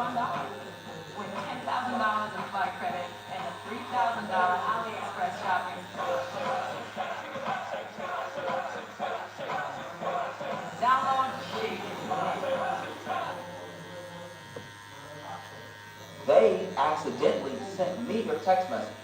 I sent that to the court saying, hey, I don't think they meant to send me this. Yeah. So it entered into discovery. Then I let your counsel know that they had sent me this thing and they didn't respond. So now I have all your text messages where you're saying that you know that these things aren't true. And Alex's face, a crazy person would be like, that didn't happen or whatever. Yeah, Alex's face was like, the reaction. oh, no. Yeah. So now I know that you're like... But that's why you lost the case, right? That's why you had that massive judgment against And him. so that's what I mean. It's one of those things where... What kind of... Okay, but before you go on the case, I think I get where you're going with this, and I may be able to follow. I think it needs a bit of refinement. Are you open to refinement? Yeah, open to refinement. All right, let's go. So, I feel like you may be conflating being willfully dumb and maybe being malicious or maybe being opportunistic. I think we're talking about different things. I see what you're saying. Do you know what I mean? Because Yeah. Some people are willfully ignorant but not necessarily malicious intent. Like you can be willfully ignorant and you can share, you can be like, you don't need vaccine to drink celery juice. But that's not coming from a malicious place. I think Josh wants paying for those people. Yeah, they have to think they're being helpful. But what you're describing with Alex Jones. The pain would clear it up for the what Yeah, you're saying. because this is my only pitch where I'm like, you can vote with me or against me. I won't hold it against you past today. the world that I'm proposing, sans the actual pain, is the world that we live in. So you can go and tell people to do all these things and like you know that they're not true and you're not actually helping anybody, or you think it's true and then you see people hurt and what. But that is the world we live in. It just takes longer and it depends on if you see the pain or not. You don't become president, right? You become president and you fear for your life every day. You've ever shot at you once. Like I think that like, in my opinion, most people really aren't getting away with anything in the long run of things. This is a very comic view of the universe. It really is actually. Really, like Buddhist principle. I just feel like since we're already not getting away with anything, it might as well be immediate to be your own version of correction. Because if I'm the guy holding the fork and I put it in there, I'm like, oh, it's immediate. It's not worth it. I'm not gonna do it again. How will they feel the pain? Who administers it? Like, this is what I want to know. I want to know more about the pain. I think it would be Who brings the pain, Josh? I think it would be as different as the person. So for instance, I think that like, if I'm sitting down with Christiana and I'm like, look, let me tell you what the third trimester is like. I might slow down if my nose just starts bleeding a little bit. You know what I mean? Like, this is so dystopian. It really is. Josh, we sent Josh away. We were like, Josh, you're too nice. And Josh went away. And he read every like Orwellian novel I think you could. And Josh was like, oh, I will show you. Because this is... Okay, another question. Mm-hmm. If somebody is like determined in their willful stupidity and they're constantly feeling pain, does it get to a point where they die? No, I don't think so. Because you still have the same life expectancy. You still have the same life expectancy. I think the physical representation of the thing now is that there are those people that are like very like crunchy, hippie and everything, and they drink silver. Because they're like, no. Drink silver? Yeah, they drink silver. And so they're like, no, if I drink the silver, I won't need like a list of things that are actually like not that invasive and just like medically. Because of its antibacterial qualities. I know, yeah. silver's great, but I didn't know they were drinking it. It's like they will turn a little bit blue. You'll see it on them. Yes. And they'll look like what they're going through. Yeah, they'll look like what they're going through, and they'll still be sick because you just drank a silver. You didn't like go to the hospital. You know what I mean? And I think that version is like kind of almost the thing that I'm proposing now, where it's like you're not walking around but I do think if you're sitting there and you know, but because of like whatever biases you have, like I watched this documentary with someone who had left the neo-Nazi movement, and he said that the entire time I was in there, the entire 20 years that I was a neo-Nazi, I spent all of my days and most of my life rationalizing. Because I was constantly being bombarded with things that showed me the world was not the way that I had both been told it was and was telling myself that it was. And so I'm like, yeah, you're already in pain to a certain degree. Now this like black neighbor that you have has been incredibly nice to you and mowed your lawn and everything. Okay, and but now you you're feel like they should have gotten that pain earlier. 100%. Yeah, because now he's over here, he's this neo-Nazi who was whooping ass for 20 years, and I was like, but I checked. She's like, that's great, I'm glad, but man, maybe if your head hurt a little bit while you were like rationalizing. What age does the pain thing start? I think it starts when your brain stops developing. That way everybody gets, you know, their little fair share. You would, like if you're a kid, like you wouldn't even understand the pain if they gave you the pain. Like you wouldn't even know what's happening. Okay. You know? I think I'm ready to vote. Yes. I'm going to vote no. Hey, Gordon. Only because I don't think we have a clear idea of who is or isn't being stupid in society and life. And I know it's a bit of a cop-out, but I think it's true. And I think while like Alex Jones is like an almost easy example, I think there's some examples where people will feel pain for the wrong reason at the wrong time, and then it might shut down something that's a smart idea. Like maybe there's someone who's like, hey, the earth is round, we need to sail the other way, long before everyone else is saying it, and then they're like, and then they don't do it. Or someone doesn't invent electricity. I'm worried about that. Yeah, stop. But I will say this, I love as Christian said, I love the comic side of what you're saying. I do think it would be great if people experience the ramifications of their actions a lot sooner.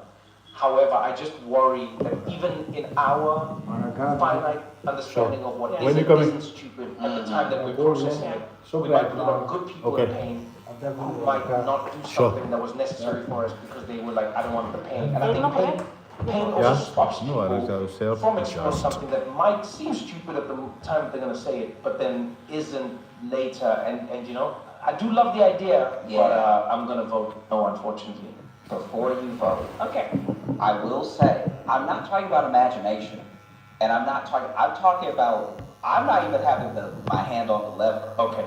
You know it's a lie, and you keep telling it to people, and that gives you a headache. I think and so I get everything that you're saying. Okay, and I don't expect you to change your vote. now let me ask you one question. What if somebody is lying to, like, let's say there's a government out there that's a dictatorship, and then the police come knocking on the door trying to take your family away, and then you lie to the military police.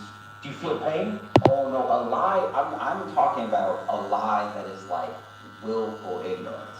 I'm still not talking about having an imagination or a lie to like protect someone's feelings. You know what I mean? Okay. Like somebody. So it's only something where you believe the opposite completely, and you are doing it. It's really only It's like malicious. it's really only like the slightly to very malicious spread of misinformation or I'll change my vote disinformation. to yes. Wow. I did not see that I'll coming. change my vote to yes. Josh. Yeah, wow. No, you cleared. I'll change my vote to yes. Okay. So, as somebody who recently gave birth, Mhm. and has given birth without drugs, and has a very high pain threshold, like I 3D printed a human through my vagina, Josh. So like, and I was 9 months pregnant. I think you underestimate how, I mean, there's people that live with chronic pain, how pain can kind of just become ambient. I think you're describing very damaged people right now. Like, I think Nu nog één keer krijgen ook, Karen. needs to do a lot like spirit. Nee, nog één keer gaan krijgen. Psychologizing. Gaan we omzet. Nee, And there are please. people that may have a high pain threshold. Are used to chronic pain. Pain is always ambient. There are some people I forgot about the boners. There are people that thrive on pain. Yeah. Nope, you're right. I know this woman called Laura Chekwe. She made this great documentary called Lucky about this girl who I think lives in the Bronx, and she's like really charismatic and beautiful. She's covered in tattoos, right? Yeah. And she says in the documentary, see, I showed it on documentary. That's actually a really good documentary. She says they were like, why do you have all these tattoos on your face? And she'd had a really tough life. And she says, I can't really locate the pain I feel emotionally. So every time I get a tattoo, I can feel the pain physically. Yeah. I'm paraphrasing it now. I know it made me look at like, you know, psychic pain a bit differently and look at people that have lots of piercings and people that have lots of tattoos. Like they're actually trying to physically experience something that they only experience emotionally and can't often locate. And I think that we're talking about very emotionally damaged people if you're like willfully putting bad information in the world for your own gain. And I think you underestimate how many people, for whatever reason, maybe they have really tough lives or maybe they're sociopathic, who would actually enjoy that sensation of pain. It's making them feel something. Jeez. Right? What do you see I now? feel like Trump is in that category because of his own damage. He likes to feel like the thing that we're like, ugh, everyone thinks you're awful, you're a nasty person. He gets a rush from that pain and that criticism. And I do fear you would create a world where people would seek out that pain. You basically saying we create like super villains. The Joker. Yeah, that's what it sounds like. Yeah, like, you know, Look, we're already in a world where people like self-harm for various reasons. And I'm just like, there's part of the human experience where pain can be very validating and offers relief. My worry is that some of these bad actors, feeling the pain, are just going to do more bad things. And that's why it's a no, not because I don't think it's a good idea. No. Those people will probably have to be tackled. Damn, Josh, you were But close. I do like the underlying. Yeah, you were close. There's something. I'll keep working on it. Yeah, I'll keep working on it. You know what I mean? We've actually never done an If I Ruled the World that was a revised idea of an old idea. That's true. You know? Yeah, yeah. That's true. Yeah, Okay, yeah. so you're gonna You come will back? go workshop it. I might. and Look, revisit. it might be free if I rule the world. So, like, this is gonna take time. Because now I forgot about a whole demographic of Yeah. people and everything. Supervillains. Yeah. Don't forget the supervillains.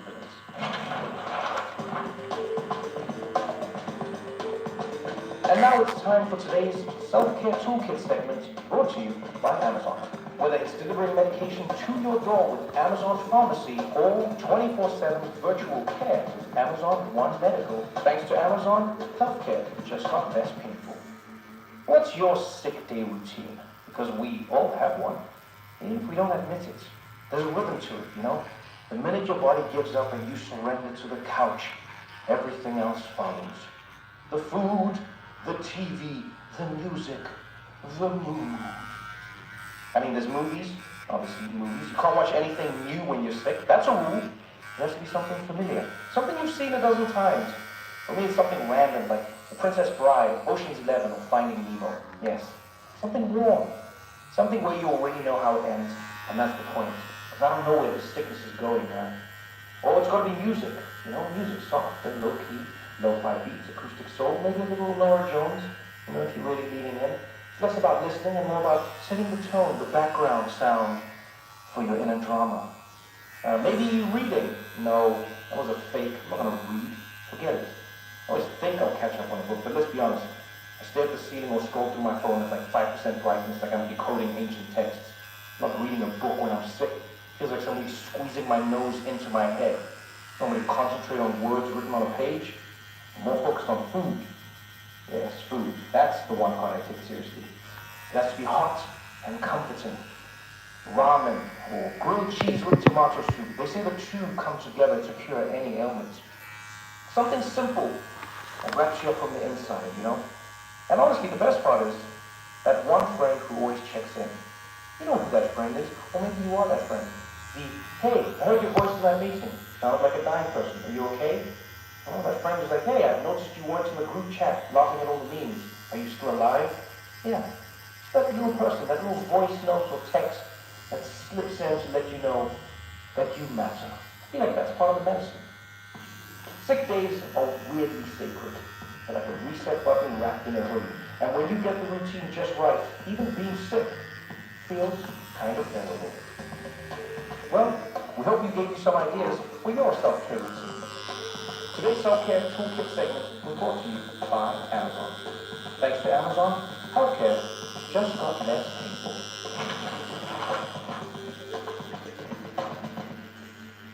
All right, so Christiana has her 2 votes. Josh only got 1.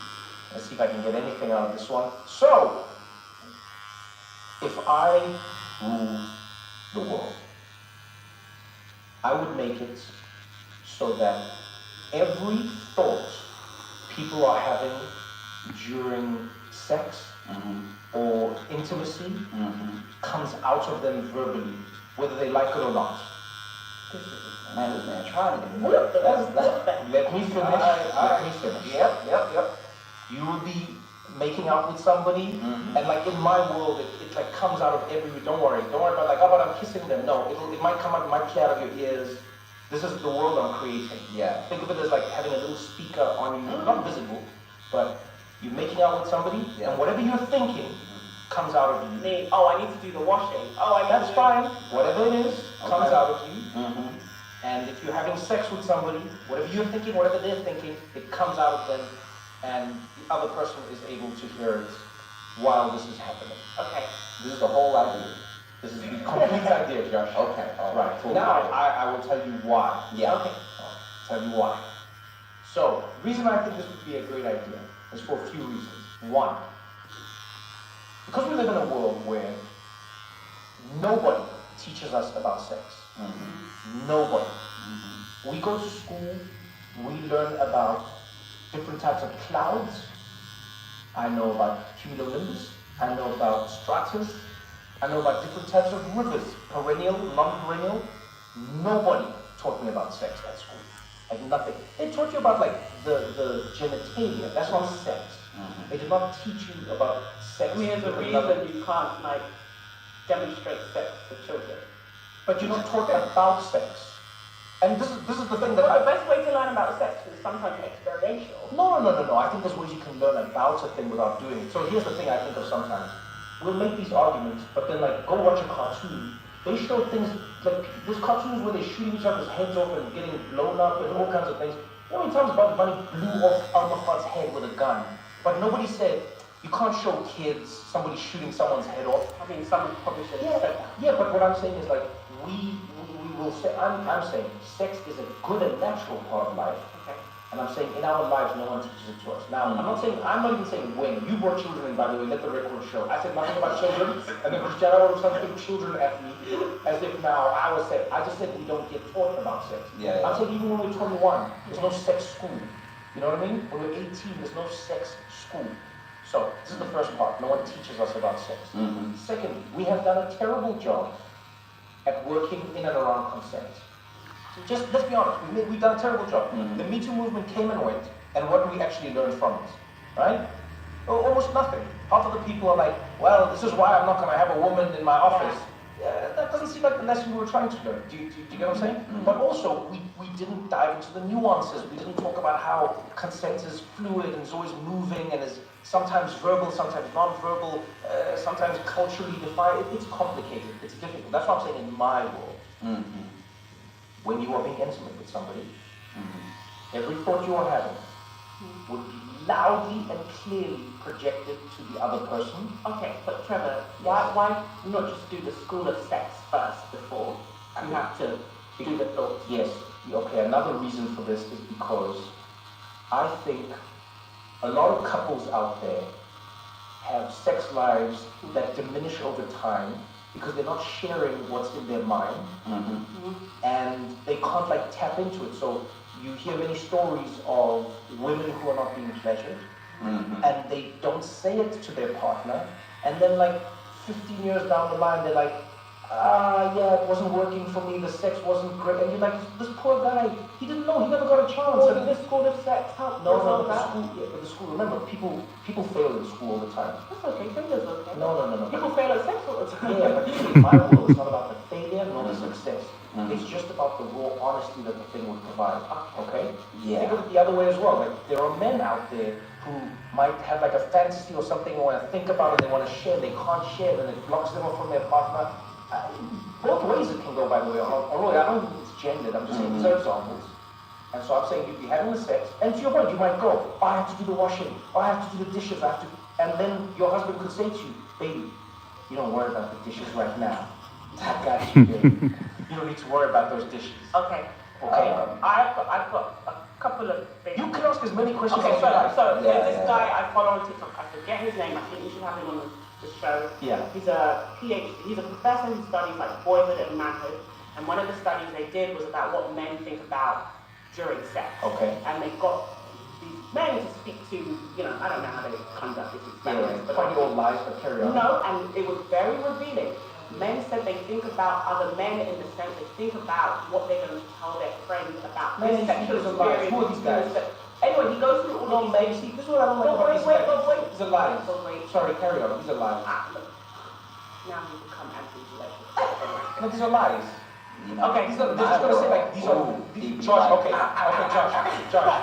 But he was just saying, it was That's interesting, just and then men think about their insecurities, men think, what does she think about my body? Men, it was like very vulnerable. Oh yeah, but that's everyone. Right. That part is everyone. And my thing is, I don't know if men are ready for what women think about their dream sex. Because some of it is not very nice, and you can go away with a lasting scar about what she thinks about the physical appearance. This is great. And I think there's a reason, thoughts are private. I wouldn't say private, but private.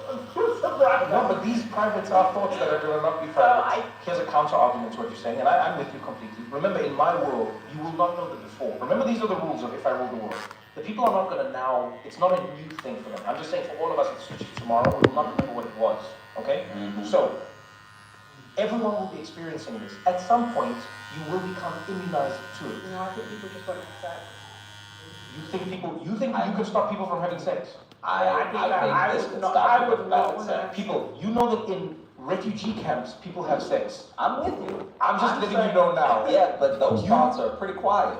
Just like the sex. But man, People have sex everywhere. I'm with you. People in jail have sex. Because there are no thoughts. Yeah, You don't know the because thoughts. this is what I want you to win here. I want to see you succeed. So these are my questions. All right. Do you know how good the sex can be if people reveal their intimacy? Why don't we just say No, it? because that's what I'm saying. It's not Yeah. what they are just saying. That's what I'm No, saying. because you're forcing their thoughts. I'm not forcing it. It just happens to you. But no, because you It's like a fart that you can't block, but it's on your mind. Have you smelled fart? Yes, but that's okay. Now, actually, this is a great point. If you hang out with your friends, your closest friends, people who you really love and vibe, your kids even, you tell me that farts haven't brought you closer together. People love to intellectualize so many things in this world. But let's be honest, Chuck. You're hanging out with somebody close to you. You're a couple. Any couple who's listening to this right now, you think to yourself, you're a couple, you're in bed together. One of you farts. Tell me that moment doesn't bring joy into your life. No, when you have kids, you just blame it on one of the kids. Yeah, but it's funny. It brings you something. Yeah. You fart with your friends. When do you not fart? When you do not fart with people that you're not comfortable with, environments that you're not comfortable in, right? In environments. So what I'm saying is, the fart is a great measure for when you are most comfortable. Let it loose. Let it rip. But you're doing it, you're consenting to the fart coming out. Yes, because but you're comfortable. Yes, but But I'm not consenting to the thought coming out. And if I consent to the thought coming out, I just say it. That's what we have now. No. But what I'm saying is here, I'm helping people, just letting it come out. Okay, so I have 3 questions because once again, I think it's a very interesting idea. When your thought comes out, Yes. can you talk while your thought comes out? You can't talk at the same time. You can't talk at the same time as your thought comes out. You can't think a different thing to what you're saying. Okay, because you can think so fast, because you can think faster than you can speak and then think, and then the thought comes out right after the spoken word, right? So you could say, oh, this is the best sex I ever had, and then your brain goes, no, it's not. Yeah. Yes. And you want that person to hear that. Yeah, you can do that, yes. Then the other 2 things, which I feel like are the sticking points. Can I tell you one? I'll tell you one. Because I think, in my world, I think there could be something beautiful on the other side of the friction that we would experience initially. Because yes, I understand where you're coming from. Please don't get me wrong. Even me myself, when I came up with this idea, I was like, Trevor, this is crazy. To me myself. Yeah. Right? Because I challenged myself as well. And then I thought, but think about how beautiful this moment could be. You're having sex with somebody, right? They go, this is the best sex I ever had. Then their brain voice comes out and goes, no, it's not. I've had much better sex. Now, You want to end no. marriage. Now you wouldn't even think about is marriage the first time you ever having sex? No, but what if somebody is thinking about an ex or thinking about what This they is want? fine. I think that this opens us up to the world of intimacy that we often act like isn't happening already. And I think so. For instance, somebody says, "This is the best sex." No, it's not. Then you could say, "Oh, why did you lie to me?" Now your brain might even say that. People are going to get shot. Christiana, why are you Men are going to shoot their wives. And why not going to stab their husband? Christiana, you understand that people are not having sex for the first time when they're married. You're jumping straight to that. People who have had sex along the way. Sure, but like you had sex along the way, the thought, you hear a thought, and someone just like, oh, her titties are lopsided.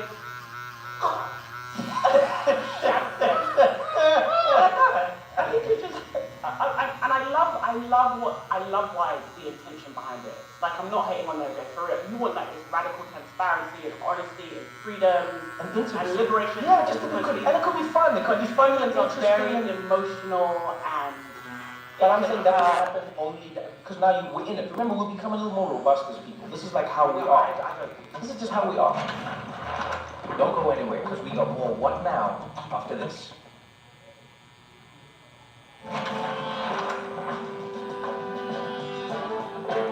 These are the sticking points I have, right? Okay. Is that one, we know this from comedy. All 3 of us know this from comedy, that sometimes you have a comedic thought, which is a joke. Yes.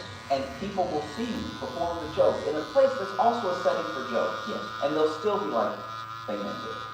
Okay? Yeah. So now a thought that is like a sexy thought, or I'm just thinking, or I'm thinking whatever, is gonna now seem like, because remember, you can't hear the thoughts when we're not being intimate. Yes. Yeah. So now, the only time I hear your thoughts, it's going to be a thing that might be slightly negative, or be a thing that like takes the fantasy too far. Because you got to remember, for people who are into like S&M or anything like that, there might be a moment where it's like you're consensually choking someone who wants to be choked, but in your head, you're like, I'm healing. You were never gonna kill me. You're never gonna. Hey, all here. Okay, so now they're like.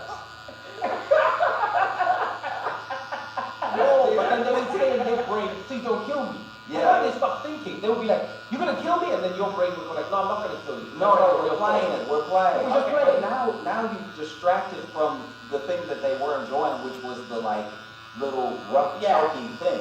Because now you have to think around the thing. Okay, I can take this. I've I got can something take as this. well. Okay. It's like, because I'm married, I'm just in like married and couple land. Yes. What does this mean for casual sex? Because most sex, really, that people are having, like, Yes. whether you're someone you swipe on Tinder or Yeah, Grindr, yeah. it's a stranger, Right. it could be someone you met at a club. Loving it. What does it mean for casual sex? What Because does it mean for Because then it could be like an encounter and I think it would be great. and the guy's like, oh my Think god, about what if my wife finds out? And you're like, oh shit. But that's fantastic. You see, you're just telling me a good thing. No, that's double standards. Because now you get I think where this is a you good get thing. it. But remember, I said when you're being intimate. So I'm saying even like when you start kissing. And remember, I didn't just say sex. I said the intimacy. As soon as you Oh, you intimate, did say it that. starts Yeah. then. Yeah. So I like from the moment, you know that moment where we look at somebody and then there's the silence, then we think something. Mm-hmm. Then the voice would come out and be like, I wonder if now's a good time to kiss them.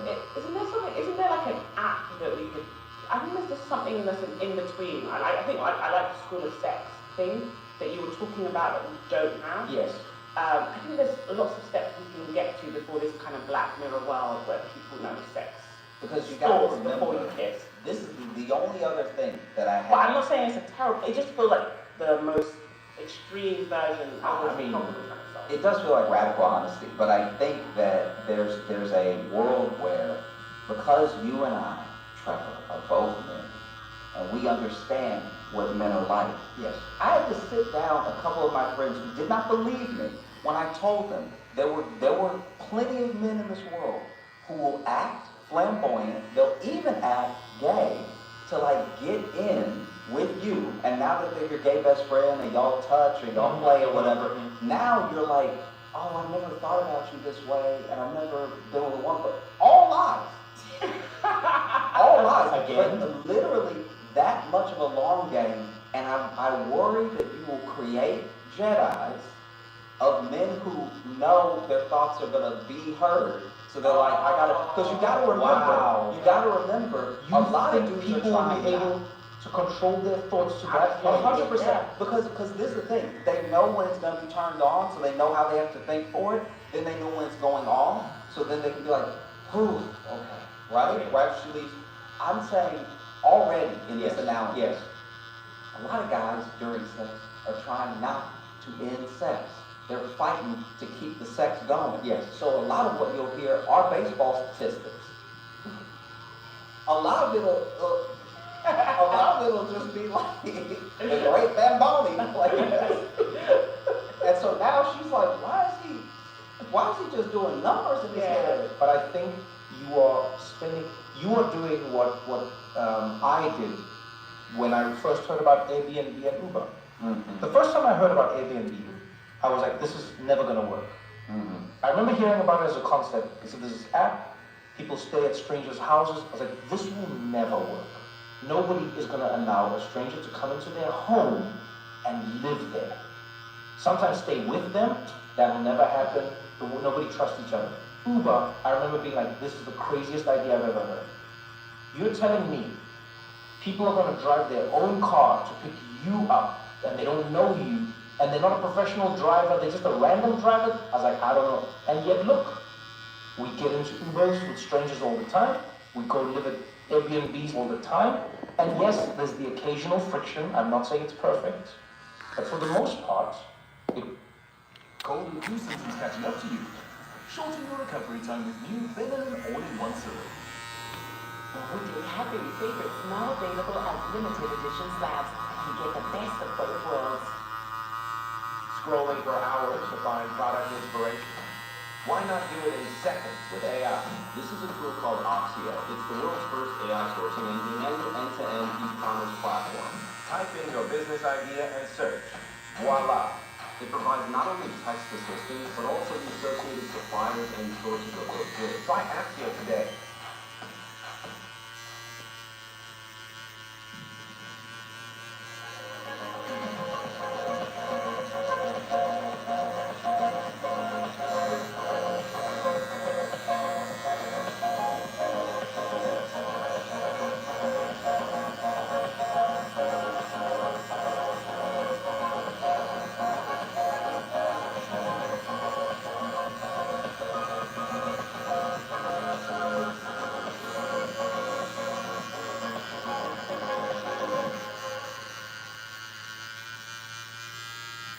words. And I honestly, both of you, as brilliant thinkers and as my friends, I hear what you're saying. Alright. I think you're focusing on the friction side of it more than you are on what comes from the other From side strict. of it. So to your point, I think there would be something beautiful in the person who's having sex with the man going, baseball stats? And then he goes, yes, I'm trying to prolong my ejaculation. I'm trying to make sure that I don't ejaculate. Just did it because I mentioned it. And now where are we? See, you interrupted my stats. No, but you see, but now I think it opens up, there's an intimacy, because now she can go, oh, why are you trying that hard not to ejaculate? Or I think there's like something that can open up in a way that, that right now we don't have in sex. This is what I'm Why saying. don't you just go to a sex therapist? Cristiano, how can people just afford sex therapists randomly? Why don't what you rule the world? You can give sex therapy away for free. Yes, but now that's like everyone has to go through the thing and do the thing. I'm just instantly, we're in it. I really need you to sell me on what the upside of this is. I'm not focusing on the Okay, I'll tell you, there are three upsides. I think to this this can thing. help you. Okay, so there are three upsides that I think. Upside number one, I think we lose a lot of intimacy in sex because we hide numerous things. We hide the fact that we're uncomfortable. We hide the fact that we don't know how we feel for the other person. We hide so many things that I think rob us of the intimacy that we could be experiencing. So from fresh hookups all the way to married couples. You know how many guys out there have no idea how quote unquote terrible the sex was with the girl they were with? And she's like, I don't know if I can, I really liked the date that we went on, but that was just horrible.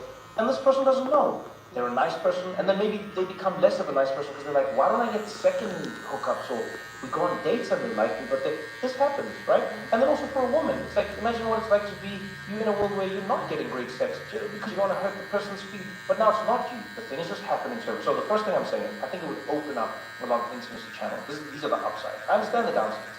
I think another thing it would do is it would help people voice the moments where they're uncomfortable, where I think sometimes the other person doesn't even know. And I think this can happen in both ways. Sometimes people are uncomfortable. And it would be great if your brain could just say, I'm uncomfortable. And then you go like, oh damn, you're uncomfortable? Okay. But don't you worry that by creating this shortcut, then people just aren't going to do what I think is the proper work of spending time and getting to know someone.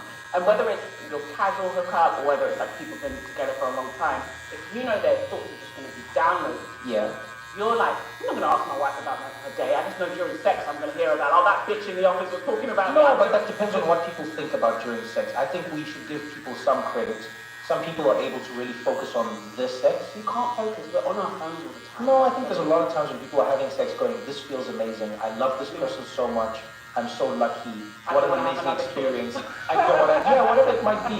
But I think there are those upsides. Okay. And so I'm willing to take a little bit of the friction for what I think could be a beautiful, open, honest, and interesting conversation that we could be having during sex.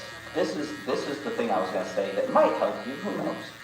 People probably, I'm assuming, don't quite have some of the sensitivities that they have in our current world. That's what I mean, because it's always been like this. It's always been like this. So they just know that that's what happens during sex. Yeah. Okay, gotcha. It's the same so way. you're asking me, like, do I want to live in a world where this is true?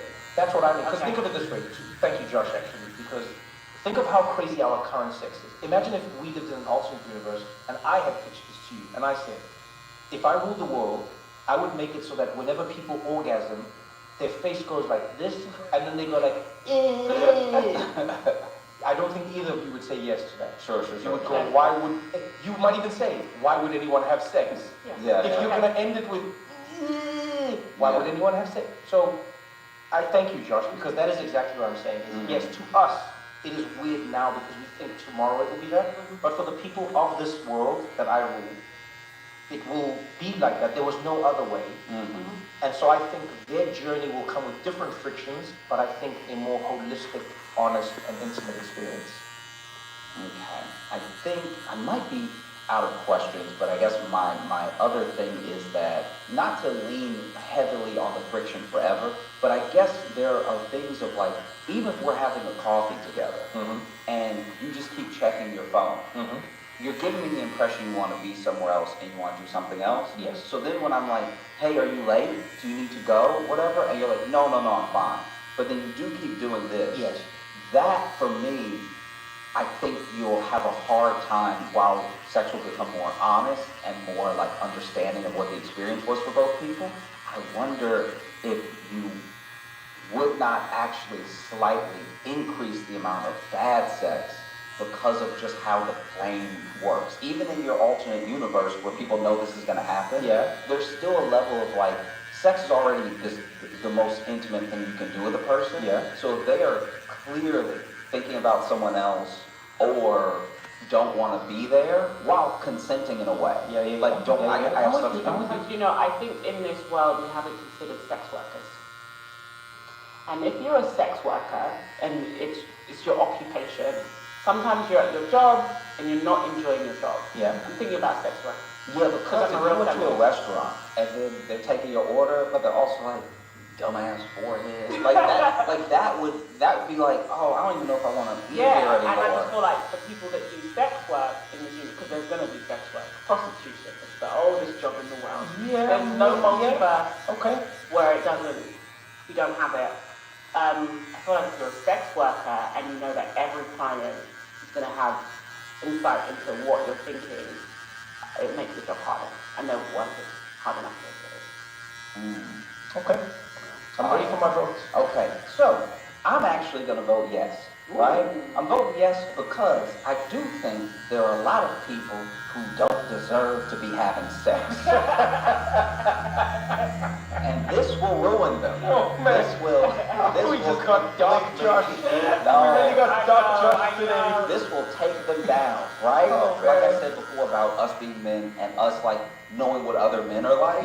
And I'm like, if there was a thing that was not me as your friends, to like one of my female friends, right, who was telling on him right now, if there was something he could do that could tell on himself, maybe you finally see it.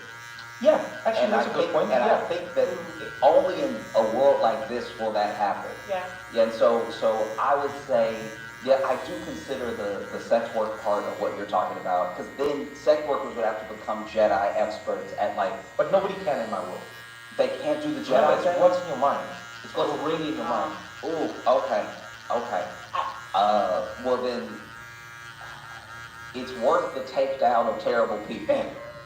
So I'm going to vote yes. Thank you so much. No surprises, I'm going to vote no. But I actually do appreciate the problem you're trying to solve. Okay. And I think if the steps before getting to this like brain thing are good steps, and I just worry like a Elon Musk type could hack it, or it's just it's not hacking. It's in my world. It's perfect. I'm hackable. The idea is not even perfect. So No. But I mean, the execution is. You know what I think could have won Christiana over though? Is if your world where you do this thing is like the Total Recall thing. So you put the thing on and then you can hear the thoughts. But it's like a thing that you have to switch on. No. Okay, Trevor. Because you could sway me to be a yes. If is there an opt-in, opt-out option? Oh, that's interesting. I'm in for that. So if there's opt-in, opt-out. Oh yeah, I'm definitely in for that. Okay, I vote yes. Wait, no, then I got vote no. How did I just lose you? Because every dude I was trying to destroy will now opt out. Yeah, but now he'll convince his girl to opt out. But now wouldn't that be suspicious? Okay, I hear what you're saying there. But I mean, that would be suspicious. Imagine you're gonna have sex with someone and it's like, so we go, you wanna do some honest sex? And they're like, nah, I don't do that. Yeah, what do you think condoms are, bro? Wait. That's what people do at half the time. hey, you want birth control or whatever, right? Okay. Like that. Okay. Alright. So I would get a yes from you, but then I would flip to a no from you. I'm sorry. Whose vote do you value more? The opt-in is so much fun. Yeah, opt-in, opt-out. I think the opt-in makes it so much fun. Let me tell you about opt-in or opt-out. For couples, that could be the thing that makes it really risky. So like, are we gonna wear the headset tonight? Yeah. I actually like this a lot. Just Yeah. like the idea of like, yo, you want to be my head tonight? Yeah. There's something sexy So in if that. it's opt in, opt out, absolutely. But if it's like a thing that, a feature all humans have in this science fiction. No, multiverse. look, I like yours because it just brought more mischief into my world, but I actually like it being everyone and everything because I think sometimes people are tired and they don't want to have sex and then they have sex and then there's too many things. So I still like it, no opt-in, no opt-out, no manipulation, no one convincing you to opt-in or telling you why you should opt-out. Someone's going to make a church of opt-outers and be like, it's sinful to opt-in. There'll be a whole thing. Okay, I'm sorry. Okay. Yeah, Josh? it is a yes from me. Well, I'll take my one vote. Josh got one vote for his If I Ruled the World. I got one vote for my If I Ruled the World. And Christiana, once again, you are the champion of If I Ruled the World. Thank you to everyone who submitted their suggestions to us, by the way. For all of you who got the yeses, I envy you. And to all of you who got the no's, I feel your pain. I feel it like Josh sent it to me in my bones. This was fun. Thanks, Josh. Yeah, thanks.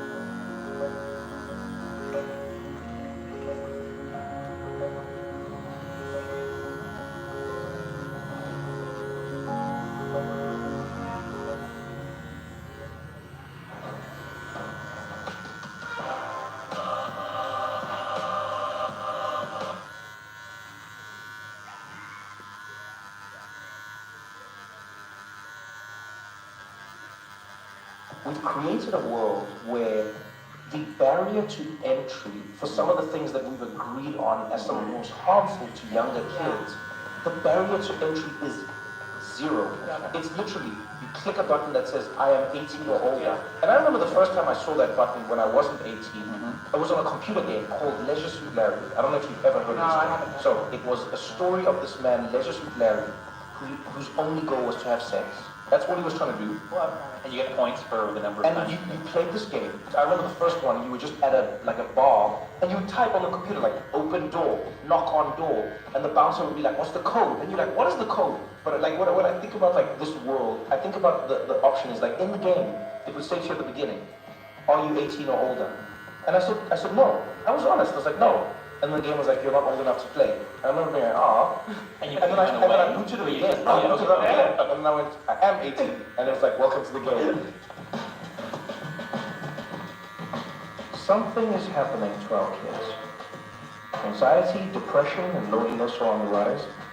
And it looks like it's not just a phase. Parents are overwhelmed, young people feel lost, and no one's quite sure what or who is to blame. But today's guest has spent years trying to answer just that question.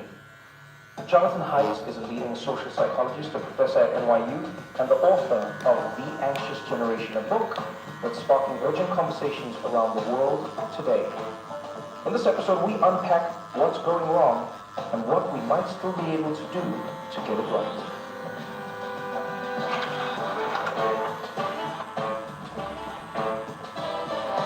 This is What Now? With Trevor Noah.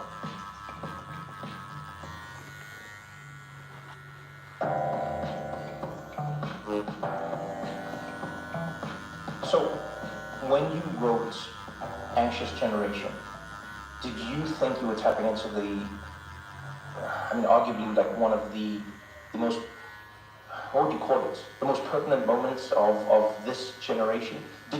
Because you've written a few books, and every author who's writing about something, especially someone as learned as you, is thinking about the world. But this feels like it tapped into every single parent and everyone who's in the zeitgeist. It completely, it's still, the last I checked, it's still on the New York Times bestsellers list. It just stays there as robust as ever. Are still talking about Yeah. What do you think it is about the topic that connected with people as much as it has? Yeah.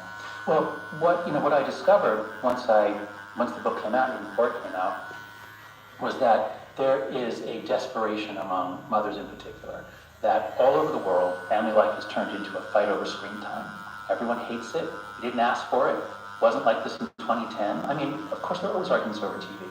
But once kids got touchscreen devices, which are much more addictive, you got a stimulus response loop, which is much more addictive than watching a story on the screen. And so family life changed, and people couldn't, like, what the hell is going on? And my sense is that mothers felt their kids being pulled away much more than fathers did. Fathers were often like, oh, cool video game. But mothers really felt it. And so that's what's driven the success of the book, is it's mothers around the world, and all the political changes, all the laws that are being introduced. Oftentimes, it's either a female governor, like Sarah Huckabee Sanders in Arkansas, or it's the governor or prime minister's wife who reads the book and says, and this is what happened in Australia. The wife of one of the premier of South Australia read the book, and she said to him, she was reading in bed, and she turns to him and says, Peter, you've got to read this book, and then you've got to fucking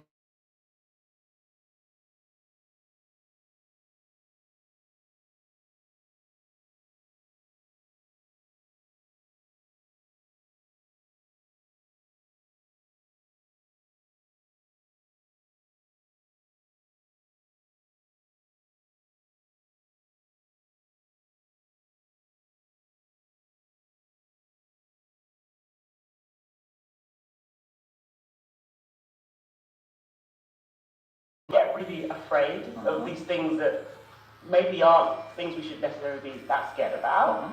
And children go back into the home, and it coincides with them having phones and having this phone-based childhood. Tell us more about that. I can summarize the whole book by saying that we've overprotected our children in the real world, and we've underprotected them online.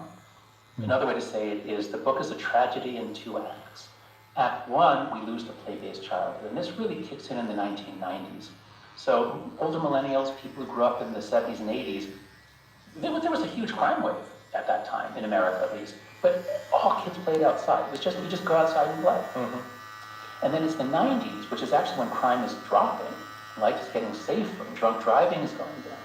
We freak out in the 90s, and we start saying, oh, it's too dangerous out there, too dangerous. Stay home, you'll always be supervised, or you'll be abducted. We freak out about child abduction. So that's act 1 of the tragedies. We pull the kids indoors, we don't let them have play, and free play is crucial for development. And then act 2 is very, very sudden. It's between 2010 and 2015. In 2010, kids are going through puberty with a flip phone. And a flip phone or basic phone, you can text your friends, you can call your friends, and there was a game called Snake, I think. And I love Snake. Okay, but that's about it. Yeah. You weren't talking to groups of 50 strangers. You weren't talking to strange men who wanted sex from you. I mean, it was like, it was a communication device. So if you're born in 1995, that's the last year of the millennials, suppose you're a girl born in 1995. In 2010, you're 15, you're through early puberty, but you did it on a flip phone without Instagram. But suppose you were born in the year 2000, so now you turn 15 in 2015, which means that your first phone was probably a smartphone with a front-facing camera, because that comes out 2010, with Instagram, because that becomes popular in 2012, with high-speed internet. So you went through early puberty constantly on your phone, taking photographs of yourself, people talking about you, communicating with strangers. The phone moves to the center of your life. So anyway, in all these ways, we had this 5-year period where childhood is transformed into a screen-based or phone-based childhood that I believe, and I argue in the book, is just not conducive to human development. And what I do love that you do in the book is that you kind of preempt any arguments, because there's some people say, well, the world was always bad. We had TVs, and you actually pin it down and you say the depression and the anxiety and the loneliness we see, I believe is due to the smartphones. Can you talk more about that? Because I'm one of these people, I say to Trevor all the time, Hitler didn't have screen time, and he turned out to be a pretty horrible person. So I think there's been some moral panic around phones and screens, but you make the case that no, you think these are really dangerous. Yeah, so the main criticism I get is that this is the moral panic, just like we freaked out about television and comic books and radio and everything else. And there's some truth to that the older generation always thinks the younger generation is being harmed by whatever they're doing. And sometimes that's wrong, like with comic books, and sometimes it's right, like with smoking or drug use, where we think, kids shouldn't be doing this. So the question is, am I Am I warning people? Am I raising an alarm that doesn't need to be raised, and I'm just frightening people and there's really no problem? Or am I calling attention to what I think is the biggest threat to mental health, children's mental health in modern history? So that's the question, am I right or am I wrong?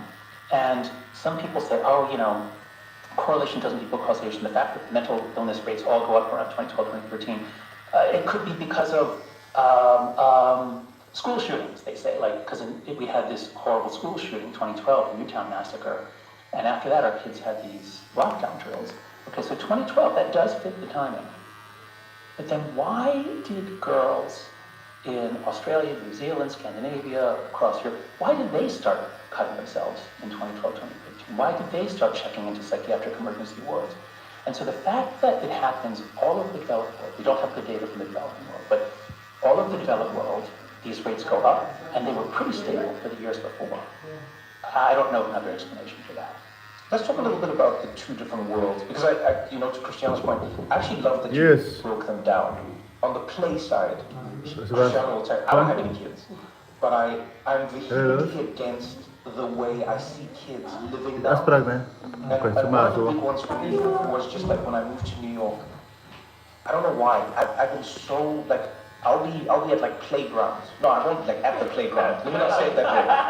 I'll be walking past the playground. You walk in New York, And every time I'm there, I see every parent with a kid, or every childminder with a kid, or every nanny with a kid, or every. And I look at this playing with each other. Exactly. The parents are playing with the kids. Exactly. And often they're on their phones at the same time. They're monitoring the kids. Surveillance. Yeah, that's what it is. And I go, guys, this is a prison yard. I keep saying it. I go, find me the difference between this and a prison yard. Well, I'll tell you the difference. Federal prisoners, they're guaranteed 2 hours a day of outdoor contact. But I watch this and I think to myself, where are the kids learning how to resolve conflicts amongst themselves? Where are they learning what games they do and don't want to play amongst each other? Where are they learning? None of this. One kid cries, parents swoop in.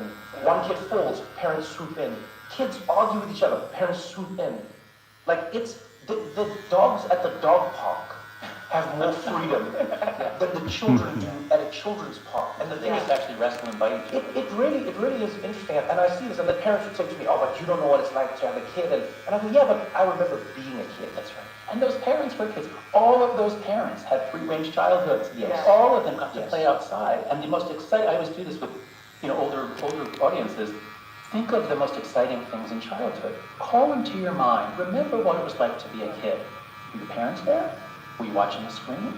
No, it's outdoors, running around with friends, hanging out, and that's exactly what we've sucked out of childhood and replaced it with mindless entertainment, 15-second videos. Right. One of my core memories is I'm the eldest of 4 girls, but my younger sister is like 11 years younger than me, so there was a bit of distance between us. But it's taking my 2 younger sisters to school. I was like 9 years old. I had one in each hand, and we'd walk up this hill called Buda Hill. It's a big hill, and then we'd.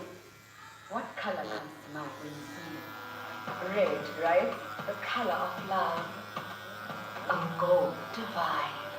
I'm purple, like royalty. It takes more than one color to define us. Into hair color, express yourself with 14 vibrant shades of summer. Electo.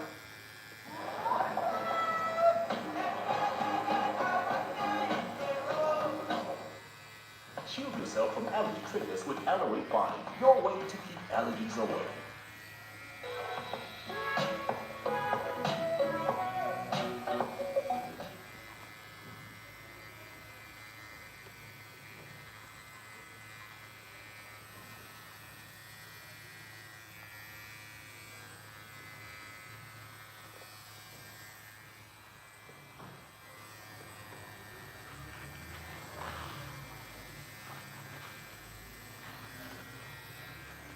And then we'd walk back with other friends and their siblings, and it's one of like, I always recall it when I think of like a certain time in my life. It's just the image of me and my sisters walking up Beulah Hill with our friends, So now, let's talk about what it robs you of, because when I say this to people who have kids, people think I'm doing the grumpy old man thing. And my day, you ran around and you scraped your knee and get it, And I'm not trying to say that I believe that it's helping you assess risk. I believe that it's helping you understand, hierarchies. It's helping you understand social dynamics. It's preparing you for the world that you're going to live in, is what I always say. But you've actually done the work and you've done the research. So if a parent out there saying to you, well, Jonathan, I don't want my kid being bullied at a playground. I don't want them being punched by someone or getting hurt. They're gonna fall off the bars and they're gonna hurt their knee. How can I allow this? What are they losing by not allowing this? Yeah. Well, let's start with the big picture, which is what is childhood for, and what is play for? And because we're mammals have this really interesting evolution of having much more investment in the child. I mean, our women literally make food off of the skin of their chest and feed it to, you know? Oh, I know. So it's a huge sacrifice, it's a huge gift to the kids. And so mammals have this long childhood, and the reason what it does is it makes possible having a large brain. And especially really social mammals like chimpanzees and humans. How do you wire up that brain? And that's why we have this very long childhood. And the way you wire up the brain is by exploring, trying things and failing. Explore, try, fail, over and over and over again. So when a kid tries to build a block tower, it falls over, they do it again. So play builds brains. It's all the things you just said. Once they can master their, building block towers and running and that stuff, then it becomes social. And it's exactly that. It's basically, these are the skills of democracy. In a democracy, the whole idea is we are self-governing. We make the rules ourselves, we enforce them ourselves. That was the amazing innovation of the American experiment. And how do you learn to be self-governing? By being self-governing as a child. And so when the kids are on the playground, it's the things you said, they have to choose what to do. Like, what game should we play? Well, some of us want to play, well, let's work it out. Okay, we'll do yours today, we'll do that one tomorrow. You have to make the rules, and you have to enforce the rules. Wait, that was out of bounds. No, it wasn't. You adjudicated it. But what we've been training our kids to do since the 90s, since we got them hyper-supervised all the time, is we're training them to report each other to the adult. So there's a conflict, he hit me! And that's training for authoritarianism. There's always an authority who will enforce things. We don't have to work it out ourselves. Damn. We're training kids well, that's like a scary, we really are. We really are. It sounds like we're priming them. That's a wild way to think of it, actually. It's like you're not teaching them to be a part of a society. You're teaching them to be a part of a monitored power structure and authority. That's right. Trevor, something that you say that you also bring up in the book, Jonathan, is that this kind of rise in intensive parenting, like these super scheduled kids, right? And I'm guilty of this myself, right? So I don't want to call myself out of the equation. Like I think about my eldest son's schedule right now. I'm like, well, he's got something on Monday. He's got piano on Wednesday. He swims 3-4 times a week, fortunately, in the school. And I'm a parent that's trying to not overschedule this child, right? And then I'm like, and then my daughter, who's like 19 months, she's got gym on one day, she's got music class on another, you know, they're just singing songs in a circle. She's got that on Tuesday, she's got park dates on Wednesday, and it's like, these are kids that have, like, sometimes my parents try and FaceTime me, they're like, where's the kids? And I'm like, oh, they're at their things. And my mom was like, what things do children have? And I'm like, and then when I'm like, I want them to play with other friends, their friends also have a ton of schedules. You listen, when they get to 8 and they get into ballet and they get into stuff like baseball, which is and then the travel teams, even if I wanted to break out of the schedule I'm already creating for my kids, there'd be no other kids for them to play for, because I think culturally, all parents are overscheduling their children. That's right. There are two parenting styles that have been discovered. They used to be class differentiated, but now they're not so much. And this is Unequal Childhoods. I've forgotten the name of the sociologist who did this. But she found in the 90s that sort of, college-educated cultures, they did what she called concerted cultivation parenting. Concerted cultivation. Yeah, like you're a little plant, and I'm going to do all these things. I'm going to give you these experiences. I'm going to, make you grow. Whereas working class families had what she called natural growth parenting, which is, the kids are running around, they get in some trouble, they get out of trouble, and so there used to be that class difference. But what has been found in more recent research is that now, even middle class and working class, we're all doing the concerted cultivation. And it's across race groups, That's right. Groups as well. That's right. There's not any big race difference that I found. That's right. Yeah. So we're basically denying children the main training they need in childhood. And that's actually how I first got into this, was noticing that the students who arrived on campus in 2014, 2015 were different than anything we'd ever seen. Well, and what were you noticing? Like, what was the difference? Very high rates of anxiety and depression. They filled up the mental health centers. They would sometimes be very anxious or even get upset if there was a speaker coming to campus that they didn't like. They thought this could be dangerous. And we're like, what do you mean dangerous? Like, what do you mean you need a safe space? But this was a distinct shift that you noticed. So it wasn't like a gradual thing. It was like all of a sudden, bam. That's right. That's right. Because we thought at the time that the students coming were millennials. We thought the millennial generation starts in 1981. We'll go maybe to 2000, we thought. But it turns out that if you're born in 1996, you just, on average, of course there's a huge difference. Yeah, right. On average, you're more anxious. And so you come to school and now you see like someone has a very different opinion and you're like, you know, this is dangerous, this is terrible, I don't want to engage with this person. And so that's how I first noticed it. And so this is, it's, you know, just the things you guys are talking about. It's like, if you block the kids from having these interpersonal skills, you put them into a space where they see more things as threatening, they're not going to thrive in college. In college, you need to be in discover mode. I have a whole chapter on discover mode versus defend mode. And it's a very sudden switch. Kids born in 1996 and later are more likely to be in defend mode. It's interesting that you bring that up because I've often wondered how much we devalue exposing children to, you know, for lack of a better term, adverse events in life, you know? And I think to myself, like, when we were at the playground, when we were kids, like, there were kids I didn't want to see. There were people you were like, oh, God forbid that kid is there on the swing. They're not going to let anyone swing. Or let them catch you swinging. They're going to start coming and swinging you and you won't be able to get off and then you're going to have to jump and you might hurt yourself and it'll be a whole thing. But what I did enjoy about it afterwards was the fact that it taught me how to navigate these situations in life, right? Because life is going to be filled with people you don't agree with, or people who are making your life adverse, or people who are, do you get what I'm saying? Yeah. It just creates, it creates a realistic expectation of what life is going to be, whether you like it or not. And it actually, I'm sure you've seen this, I think it was Canada, who sort of like their Surgeon General or something, who said they're going to switch it up when it comes to children now. They are now encouraging schools and playgrounds and everything to allow kids to engage in what they call quote-unquote dangerous play. So they said they've sanitized playgrounds too much. You know, like even in America, for instance, there's playgrounds that have like a soft, spongy ground.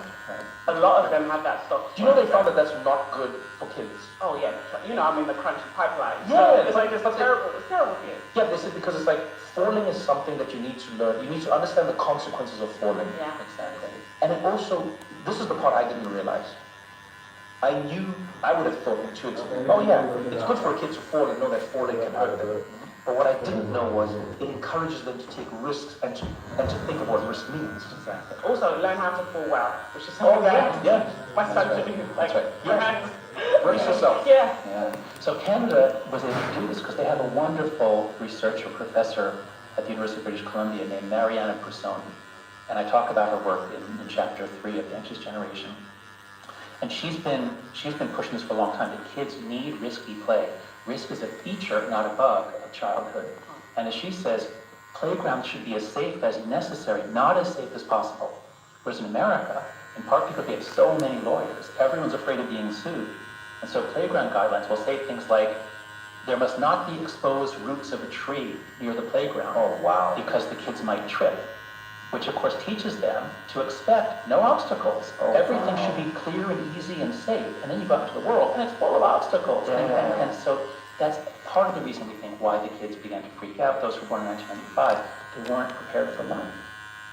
I often think that when I look at dating for younger generations now, and I'm often intrigued by how they'll see dating, and not all of them, but oftentimes they'll see dating as a, you know, it's like a binary. That failed, it was bad, and it was good. Like, you know, red flags, like that type of thing. And then I always say to people, I go, well, I think because dating is still interpersonal communication, and it's interpersonal relationships, there are going to be bumps. There's going to be bumps. So when people are like, that's a red flag, I'm like, yeah, everyone is a red flag.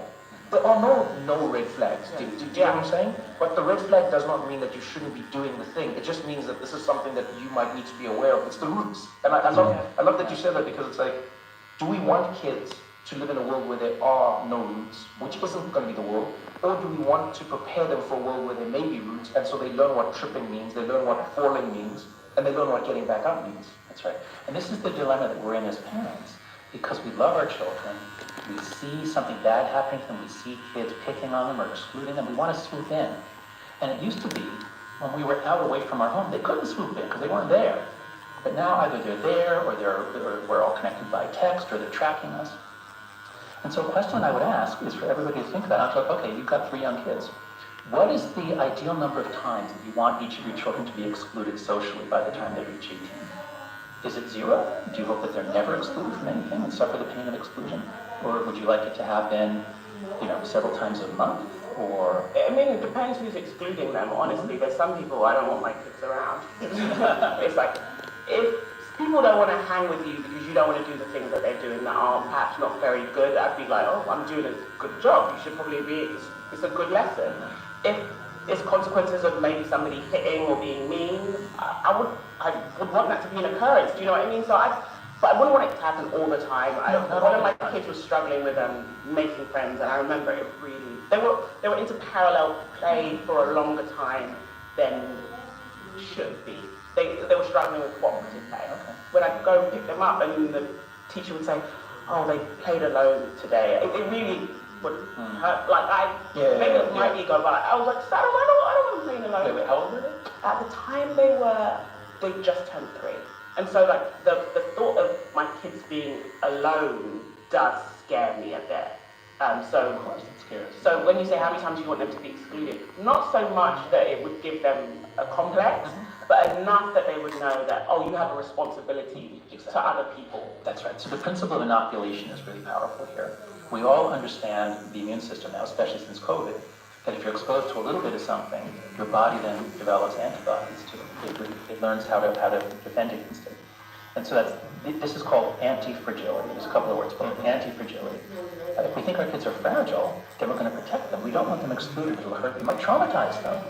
But if we realize that they're the opposite of fragile, that they need to fall down, they need to be excluded sometimes to feel the pain of exclusion. This then causes in them first a better understanding of how to be included and excluded, and sympathy for the other kids who are excluded because they know what that pain is like. So in all these ways, these negative childhood experiences are essential. But to be clear, bullying, especially if it goes on for multiple days, that's the most horrible thing, and there's no evidence that that's beneficial. But conflict is normal. Kids have to learn how to have conflict and cooperation. They go together. We're going to continue this conversation right after this short break.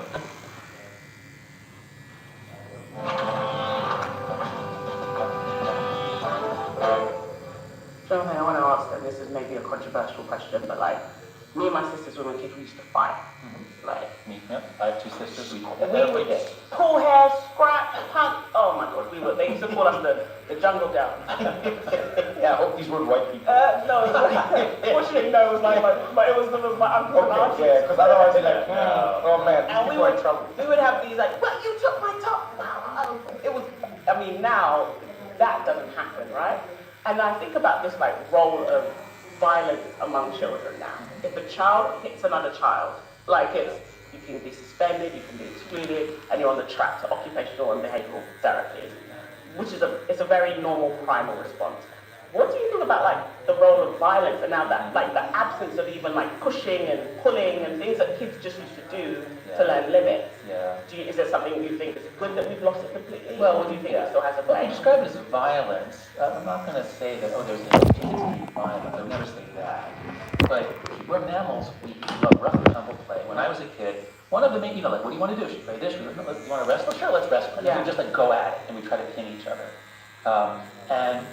So kids are physical, and if you ban, some schools I've heard you have a no-touch policy. You can't touch another child. Yeah. And for boys, I think it's affecting a lot of boys. And I don't want to be stereotypical, but like the rough housing that a lot of boys want to engage in is being really demonized. Exactly. And boys don't know how to, I think especially between 3 and 11, they don't know how to engage and play with other kids right now. That's right. So you have a son and then 2 daughters. A son and then 2 daughters. Yeah. Okay. So when we look across mammal species, especially across primates, the young males do a lot more rough and tumble play. They wrestle more.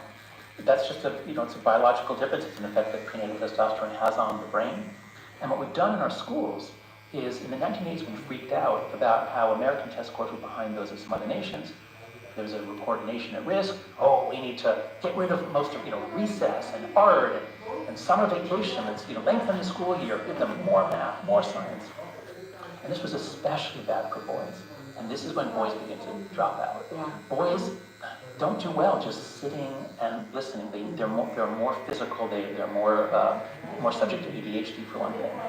And so schools have become increasingly non-receptive or hostile to boys even. And I would say having an absolute ban on any sort of pushing or physical, that would be really bad for boys. I think we're seeing the consequences of that with like boys not really being a big feature on college campuses. We're just seeing like educational attainment and employment attainment is going down, especially with Gen Z men. Exactly. They seem like almost like a lost generation. That's right. So much of the attention is on girls, and in the book I focused especially on the data showing that social media is particularly harmful for girls. And that's actually what got me into the book. But those were the scientific findings that were most solid. That sort of got me studying that. And I thought the story of the book was going to be especially social media is hurting girls. And I didn't know what the story was for boys when I started the book. Is it going to be video games? Is that going to be the same thing for... And what we learned, and this is work I did with Zach Rausch, the lead researcher on the book, we drew on a wonderful book by Richard Reeves. It's a book called Boys and Men. Okay. And he is really leading the charge for a totally non-politicized effort to help boys. Because of course, everything gets in this country, everything gets culture war. Everything. Anyway, the point is, the story that we took from Richard and adding on a lot more about technology is that boys, of course, used to dominate. The world was made for boys and men. But as societies change, as physical strength no longer matters so much, as America shifts to a service economy, that's bad for men, good for women. So that's great that women are rising up. But as schools and workplaces are becoming less hospitable to men, they're investing less of their effort. And boys are about 6 months or behind girls anyway, especially for emotional development. And so girls are outperforming boys at every level from kindergarten through PhD. Wow. There's more girls who are succeeding, more girls going on at every level. So boys are dropping out, but at the same time that they were dropping out in the 80s and 90s, the technological world was getting amazing. So when I was a kid in the 70s, the only video game that you could play at home was Pong. Whereas when you're younger than me, what video games did you have when you were So the first games I was playing, I would say, was around like, what was it? Was Asteroid, I think, was what I was playing. That was an old one, yeah. Yeah, Asteroid was a thing, and then I was stepping into the generation of, let's say, when I was at a gaming age, like that's when it's like Mario, Super Mario Brothers, Street Fighter, all of these things are happening. Yeah, Contra, Mortal Kombat, Sonic, etc. That's now you're in like the prime time of images moving across a screen in a way that looks quote unquote real. That's right. So the videos are getting better and better. Now, at this point, you were growing up, the porn was still on paper. There wasn't porn on your computer because it anywhere. You just tapped into my childhood. You could not find it anywhere. This was because you didn't have an older brother or anything? Oh no, I was the older brother. I was the pioneer. You couldn't find. Let me tell you something. I try and explain this to my younger brothers now. And I often say to them, I go, I am not against porn. I think the porn industry is terrible in many ways. I'm not against porn itself. I think it's as old as time. However, I think we have too much porn now. And I think we have too much access to porn, right? So for me, porn was still like this magical thing you would bump into. It was this unattainable, there would be a magazine in a random store somewhere that had it on a shelf wrapped in plastic. So you couldn't even see what was happening. That was porn. So yes, to your point, video games, yes, porn, no. Okay, right, let's trace it on now for people younger than you. Suppose you're born in the late 90s. Well, the multiplayer video games only come in after you get high-speed internet. So it's only in the late 2000s, 2008, 2009, that you're really beginning to get these incredible multiplayer games where you're in your house with your headset and this avatar on the screen. They're amazing. And they go through many product iteration cycles to figure out what can we do, what's the point structure to keep boys on the longest. Because if we keep them on, they don't go to another platform. So the dose makes the poison. So when you get these incredibly immersive games that are designed to keep you on, and for boys, if you after school, if you want to play with your friends, you can't go over to their house. No, you have to go home so that you can be on your headset. So The boys are having fun, they're enjoying the video games, and once you get high-speed internet, you get porn, not just pictures, but video. Anyone can go on Pornhub, there's no identification. You click a button. You click a button that says you are over 18. Which I'll take it. By the way, I love that you pointed out how flimsy and fake the checks and the protections are, which is a paradox to what you're saying. It's the same generation that won't let their child go down a slide that is beyond a certain degree of angle because they've deemed it unsafe and there's no roots of a tree. But then at the same time, your child can go into a world that can completely obliterate their brain and the way they see themselves if they just click a button. Yeah. That's right. The way to understand how we got into this insane situation is to trace it out from the 90s on. So when the internet came out, in 1994 was when I first saw a web browser. It was miraculous. I mean, it was like God came down to us and said, do you want to know everything instantly? Type it in, you'll get an answer. We're like, are you kidding me? Yeah. This is amazing. And so the early internet really was amazing. And your generation grew up, you were a kid when the first internet came out. And you played on it in all sorts of ways. I'm sure some bad stuff happened. But your day wasn't dominated by a few companies that were experts at addicting you. Yeah, they did. Yeah. So you could wander around, you saw a lot of stuff, you saw some bad stuff, but it was mostly good stuff. And it was also really slow. That's the other right. thing. Like on web pages would be like, There was oh, friction. and That's then right. you're like, oh, forget it. That's right. You know. And the other thing that happened in the 90s was as you get the fall of the Berlin Wall and the spread of democracy, and then you get the rise of the internet, we're all convinced that the internet is going to be the best thing ever to happen to democracy. What dictator could possibly oppose the people connected in this way? And you go all the way from the 90s all the way through the Arab Spring, we still think that. We still think by 2011, 2012, we're still thinking, oh, the internet's amazing, it's great for democracy. And we're still thinking, I think it's good for kids. I mean, it's the future. I mean, the kids need to be on it because that's the technology.